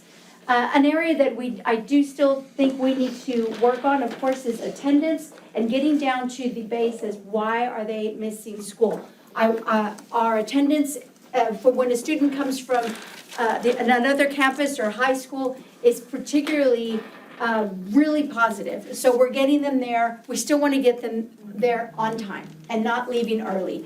This year, we have 6 children, infants, for our students. So, 6 kids. I think one of them had their second child at 17. And so I understand that there are factors and it's hard for them to leave. But we want to make sure that getting them here and getting them in school and doing what they need to do is the best thing for them. And also is helping them when they get into the workforce. So not only is it, are you here every day, but are you fostering an environment where you're coming on time and you're staying the full day? Because that's important, especially for our students who may not go on to college but they may go to military. An area that I'm really proud of is our district support at ACC. We have collaborated very well with each campus. We don't have a counselor on our campus, but we have a communities and schools case manager. We also, I can pick up the phone. If we have a student in crisis, we'll have a middle school counselor on site within 10 to 15 minutes. So we work very well together. Our students have the opportunity to still continue CTE courses with the help from Mr. Alvarado. So we have students that were still able to do welding. We had a student that did everything that he needed to do. He was behind on credits, but this year he wanted to do cosmetology course. He knew that was 6 class periods, and he did everything he needed to do, and he is there and he's thriving. So it wouldn't be possible if we didn't have the district collaboration and support. Finally, safety and security. We have our vestibule, we have our gate. We feel very safe. Our students feel very safe, and we know that also has a lot to do with fostering an environment where everyone feels welcome and supported. That plays a big role on our campus. I think we do a great job. One other area that I would like for us to focus and grow is family engagement. We're part of Title I. We have our trunk or treat. We do a lot of things, but I'd like to get more opportunities for parents to come in, see what some of their needs are as a parent, and see what we can do to help them. And college and career for our kids. That finally, that's extremely important. While we do have a lot of them complete Texas College Bridge, and we have all branches of the military come and speak to our students, we know that while many of them may not go directly to college, the opportunities offered by the high school and in our local area are extremely important, and we want to provide all the opportunities for our kids. Do you have any questions about ACC and DAP? All right, I'll turn it over to Mr. Alvarado. Y'all are rocking and rolling. Yeah, they're like, we want to go. How's it going, everybody? You just get here again? Yeah. I know, I was just about It's been a while. to say. Okay. The guardrails now. So we're focusing in on several things as well at high school. Our primary big change we had was, if you remember a couple years ago, we had all students blocked in English and they would test in December. And then those that failed would go on to stay in some type of remedial course and then retest in the spring. So this year we've changed that model. Students who are coming to us from the 8th grade who pass their math and reading will just have one single class. Those that failed will now have a block. So they will be doing their English or their math for the first period, and the second half is pure remediation. Last year we bought a program, we had a program custom made that goes back down to 6th grade math and helps the students get through 9th grade. So those students are part of that curriculum for the second part of their math class. For the English class, they're doing IXL. We stole that from Ms. Arias at her campus. So they're working through that as well. Where we knew we were deficient was that kids who moved on, let's say they were in algebra and then geometry, and they were having to retest, they weren't getting sufficient help to pass the second or third time they've tested. So now those students are also in a block, getting that same remediation help. So that's how we're planning on improving academic achievement for especially those retest kids to make sure they're getting what they need. Big initiative here. So everybody's been playing with TIA for a while. High school did English 1 and Algebra 1, so it was like 5 teachers. And then this year, the year past, we added biology, US history, and English 2. So that was like 12 teachers. And now we've added everybody. So now we have like 60 teachers eligible. So having to do that TIA thing, we've been working really hard. Ms. Cardenas was here. We researched what type of tests we could do for pre-tests and post-tests, and we found Region 10, so we've had to convert all those to TM, the TM, how should I put it, timeline. Yes.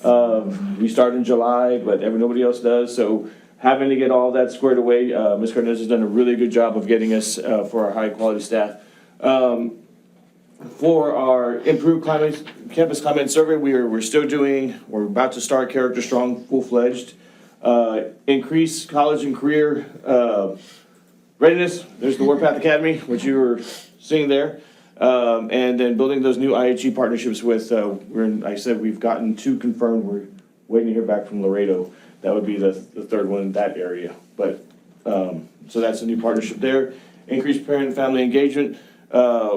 We've given out surveys. We kind of know what the thing is. At our grade level, it's really hard to get campus involvement because everybody wants to be involved with their kid's thing. Like the band parents are really good band parents and they help with band, but not necessarily the campus. The booters, they want to help out with football or whatever the sport their kids in, but the campus whole has been a challenge. We're still trying to figure that one out, but that's not just us, that's everyone. So that's something we plan to tackle. But our biggest initiatives were just the blocks, having to get everybody to TIA, and then the virtual academy, but we think that's enough. So, okay. Do y'all sleep? I was just wondering, do y'all sleep? We're sending emails at 11 o'clock at night, 12 o'clock at night. I'm just wondering. Hi, good evening. So let me go over some of the goals in relation to middle school and how they relate to the district goals. So when it comes to increasing student achievement, middle school has a lot to brag on, right? We do really well in our 6 to 8. One of our goals is to increase the number of students who are meeting meets and masters in STAR by 3%. Currently in 6 to 8 grade levels in all content areas, we are higher than the state average when it comes to approaches and meets. So definitely want to also say that for masters next year, right? So that's one of the areas that we really need to improve on.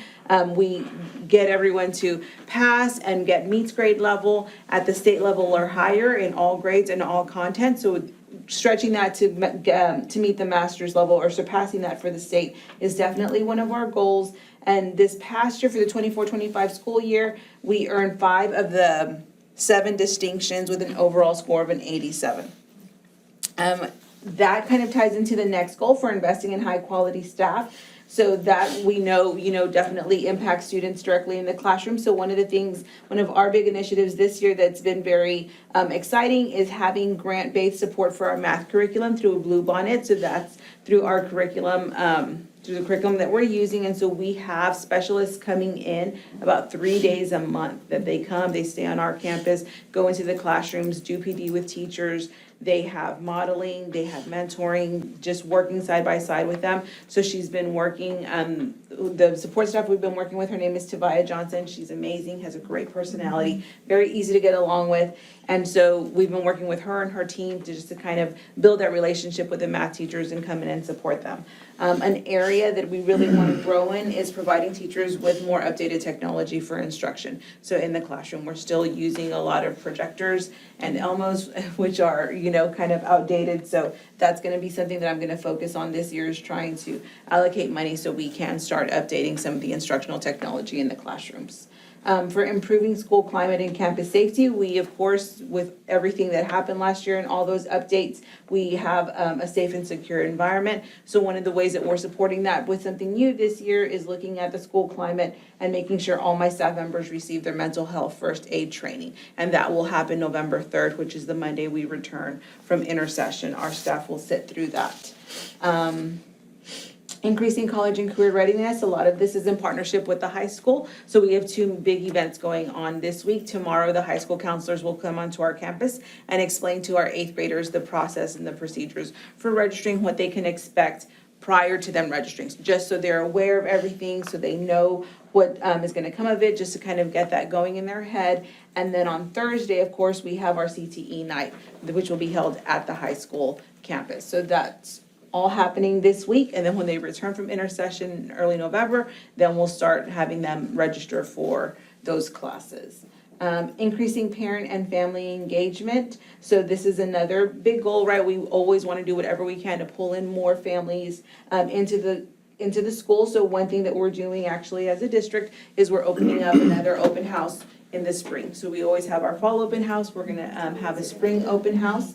And then last week, actually, the middle school started its own chapter of a PTA. So in working with Miss Melinda Gomez Arriaga, she really took the initiative and the lead on that. And so we were able to start our own PTA at the middle school, which is very exciting to provide our teachers with that kind of support.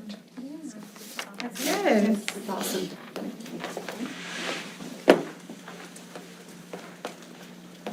Good evening, everybody.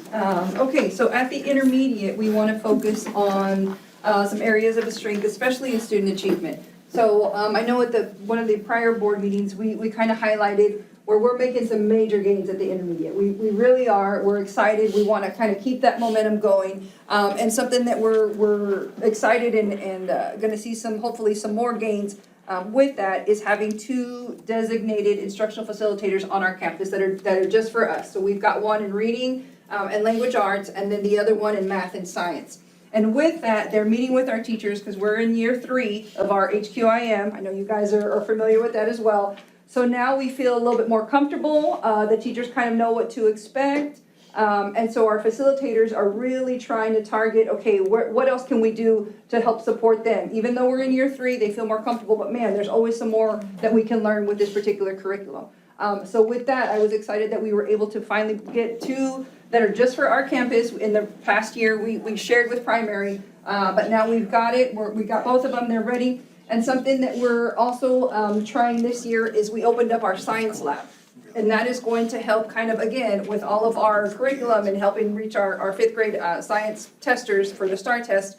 Our science facilitator is working closely with our instructional facilitator to create that science lab for every grade level. So we've got third graders going in there, we've got fourth graders, and then of course our fifth graders. And that has been a big improvement. Miss Landry, who was prior she was our STEAM para. She has taken over that role as our, really our science lab facilitator in conjunction with Ms. Zamora, who's our instructional facilitator. And they are creating labs and lessons and hands-on activities for even our third graders based on what they're, and it's trickling up to fifth grade. And so we're excited about that. Ms. Landry has done an amazing job. All of our kids are going in there. We're on a rotation. But even some of our special needs kids are going in there and they're hands-on and you know, working with the balance beams and the beakers and just things that they don't get to do in their regular classroom, because now it's a science lab and they're the little scientists going in there. So we're really excited about that. So having that designated math and science instructional facilitator helps us do that.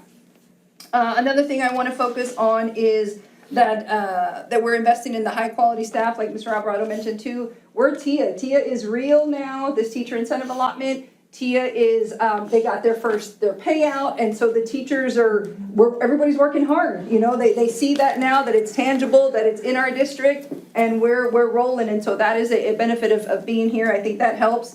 And we have had multiple teachers earn that with just that first year. Another thing that we made some changes to was we allowed for our teachers now to plan with their content level. Prior, they were planning with their partner. They had the same planning time with their partner, but we made some changes to the scheduling. So now all the math teachers are meeting at one time versus the math teacher and the reading teacher having their activity time at the same time, where the kids go to PE or to music or to the STEAM lab. But now that they're able to meet with their math teachers, there's a lot more collaboration going on. There's a lot more planning going on. And so there was some tweaks to the schedule. Some of the teachers that were used to having their partner teacher time, it was a little adjustment for them. But now that we're seeing the benefits, and they're looking at that curriculum with our instructional facilitators, and they're using that time to really focus on the content and how to get better with that.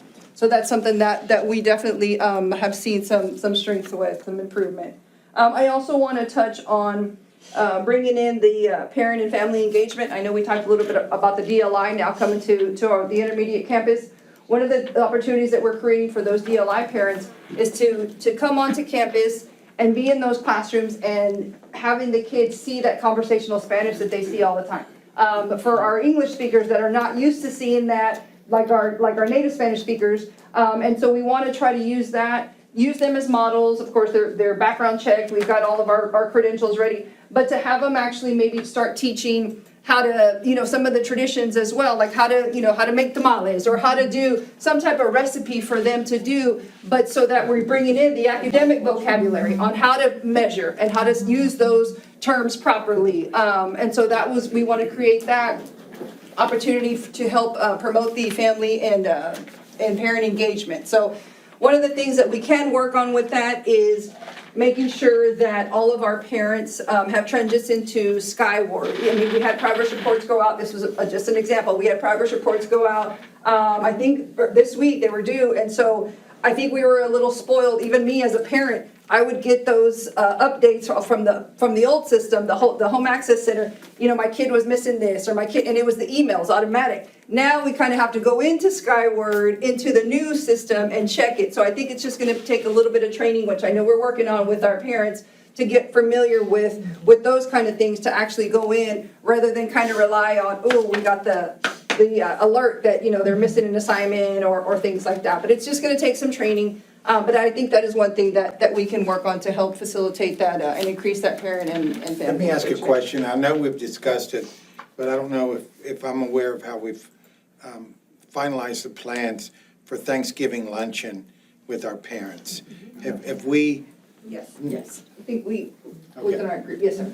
And that's another thing that we're gonna, we got a lot of. Communication's gonna go out. I know food service has been aware, so they can order what we, okay, got We it. stagger the dates. We're not doing So no Christmas, but we're overlaps. doing Thanksgiving. They'll be in November. We Got all it. have the different date for Got it. that holiday lunch. It'll be in November. And that's another opportunity where the parents get to come on Thank you. campus. Yeah, Yes, and so we brought back that last year. I think it worked.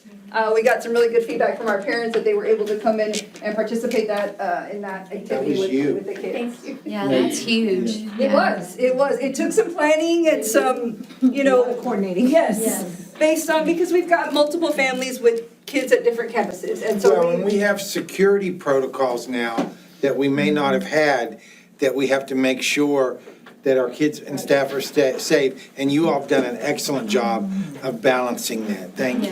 Yes, thank you, because I know a lot of parents have been very, very happy Yes. about that. And they were asking me about that again for this year. They were It's like, hey, coming. is it coming back? So.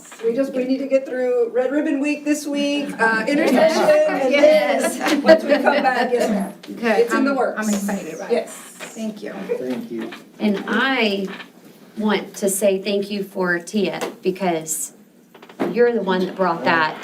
Team effort. And no, I know, but I'm excited to hear that the teachers are excited and they can see it now, so that's awesome.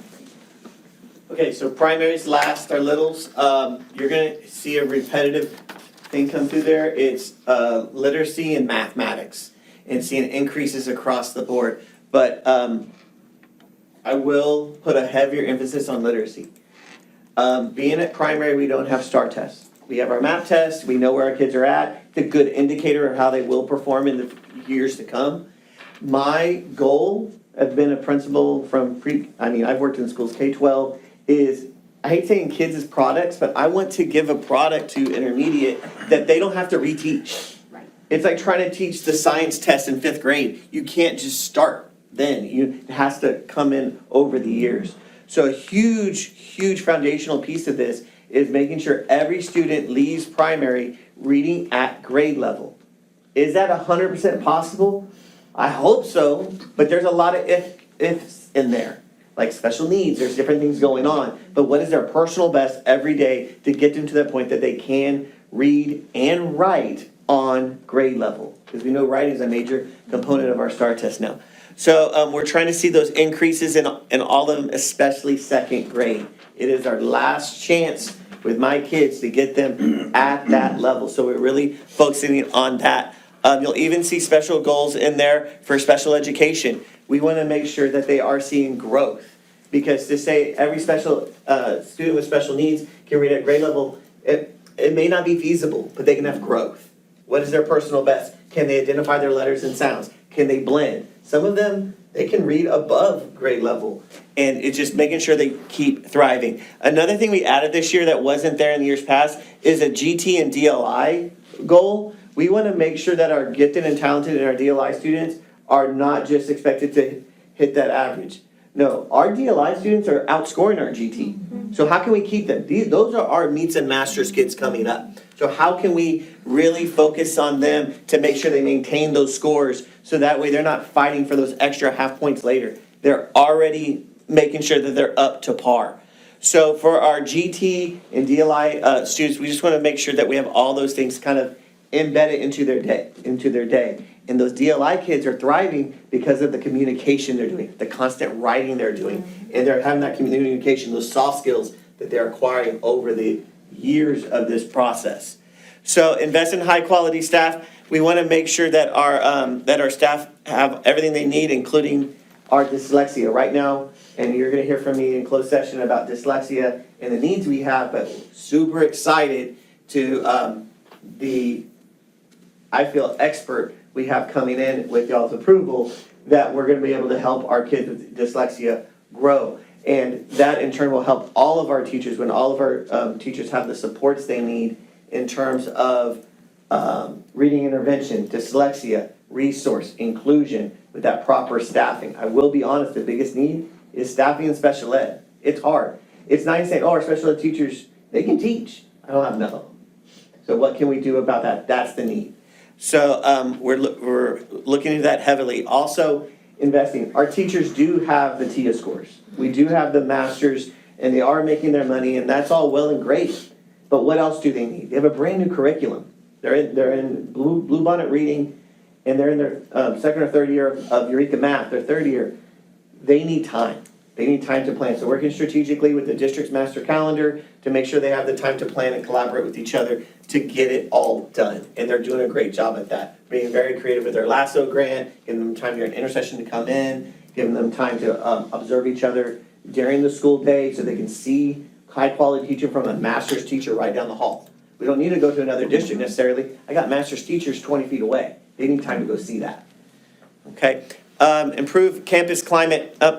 We eat a lot in primary. We're always doing something fun, but it's more than that. It's more than just the fun and feeding and feeling good. It's also that feeling of time where they have that time embedded into their day so they know they can get things done. Even CCMR, that comes to primary too. So we have their students, special student populations with high mobility, our homeless students. What can we do to really help them? And how can we help our migrant students as a cohort and help them graduate? So reading on grade level at the end, focusing on their attendance, doing the things that are necessary to help them improve. Increase parent and family engagement. We can engage parents. Their baby's singing a concert, they're all showing up. But to really help them engage into the school, that is a struggle like all the schools. Our parents work. They're at work all day. It's hard to get them to take off work to come in and do those things.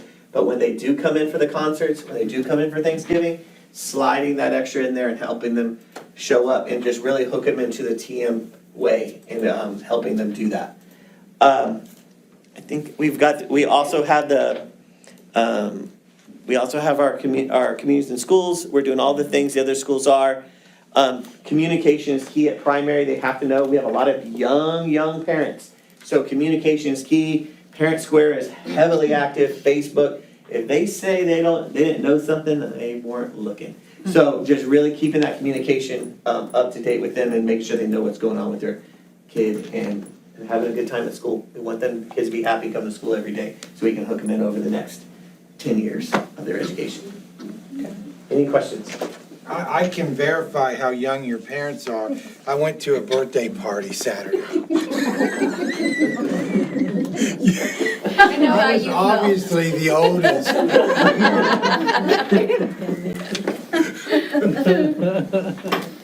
Thank y'all.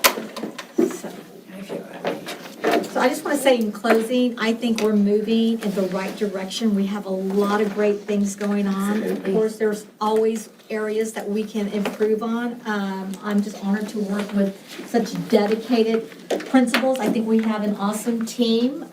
We collaborate all the time, and so, I'm just blessed to work with you guys as well. And Mel, she's been a great partner. All right, Mr. President, members of the board, it is the administration's recommendation that the board approve the district and campus improvement plans as presented. I'll make that motion. Second. Brian? Paul Riaga votes yes. Leo Gonzalez is absent. Rick Choppa is absent. Brian Boone? Yes. Kim Boone? Yes. Audie Jimenez? Yes. All right, motion carries 4-0. Next item here is discuss and consider approval consent agenda informational items. Number 1, check payment register. Number 2, August 2025 financials. I just want to point out on the financials, adopting a $2.6 million deficit, and it looks like it's not audited, but about $119,000. So that means the rest of that will go back into fund balance. That's something that we're very proud of. Yes, should be for Should sure. be very proud.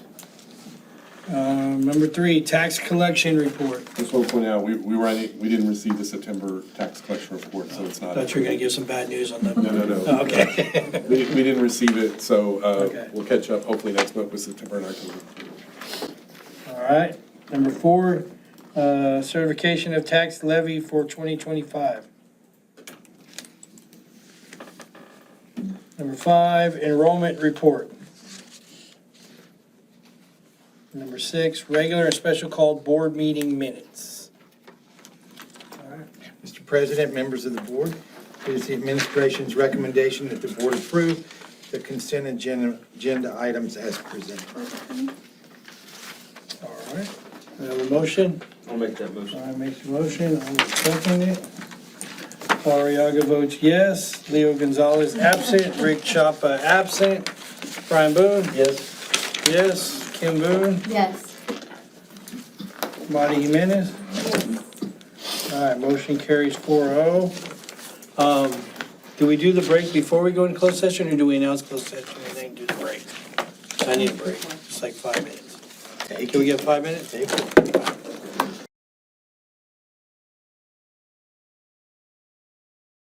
All right, so everybody's back.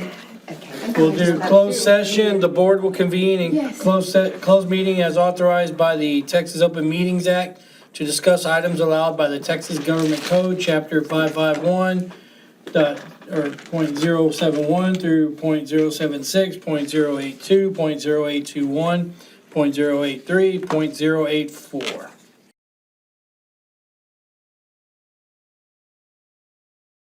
So it is 10:02, reconvening from closed session. Mr. President, members of the board, it is the administration's recommendation that the Board of Trustees issue an educator probational contract for the 2025-2026 school year as presented. Do you have a motion?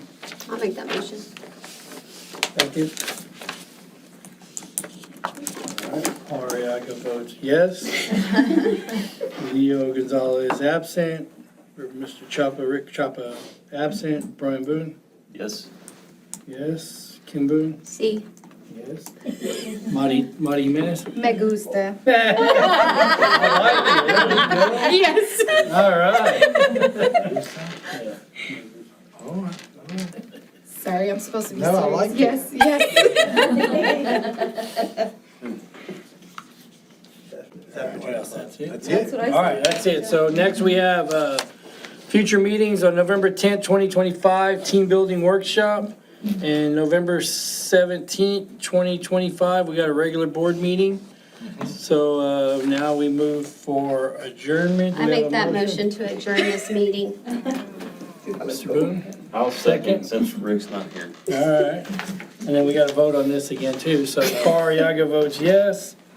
Leo Gonzalez absent. Rick Chapa absent. Brian Boone? Yes. Yes. Kim Boone? Yes. Marty Jimenez? Yes. Yes. Motion carries 4-0. Thank you, everyone. Good meeting, thank you. Thank you. A lot Yes, done. awesome. Good job, Dave. Good job. Thank you, guys. Keith. Yes.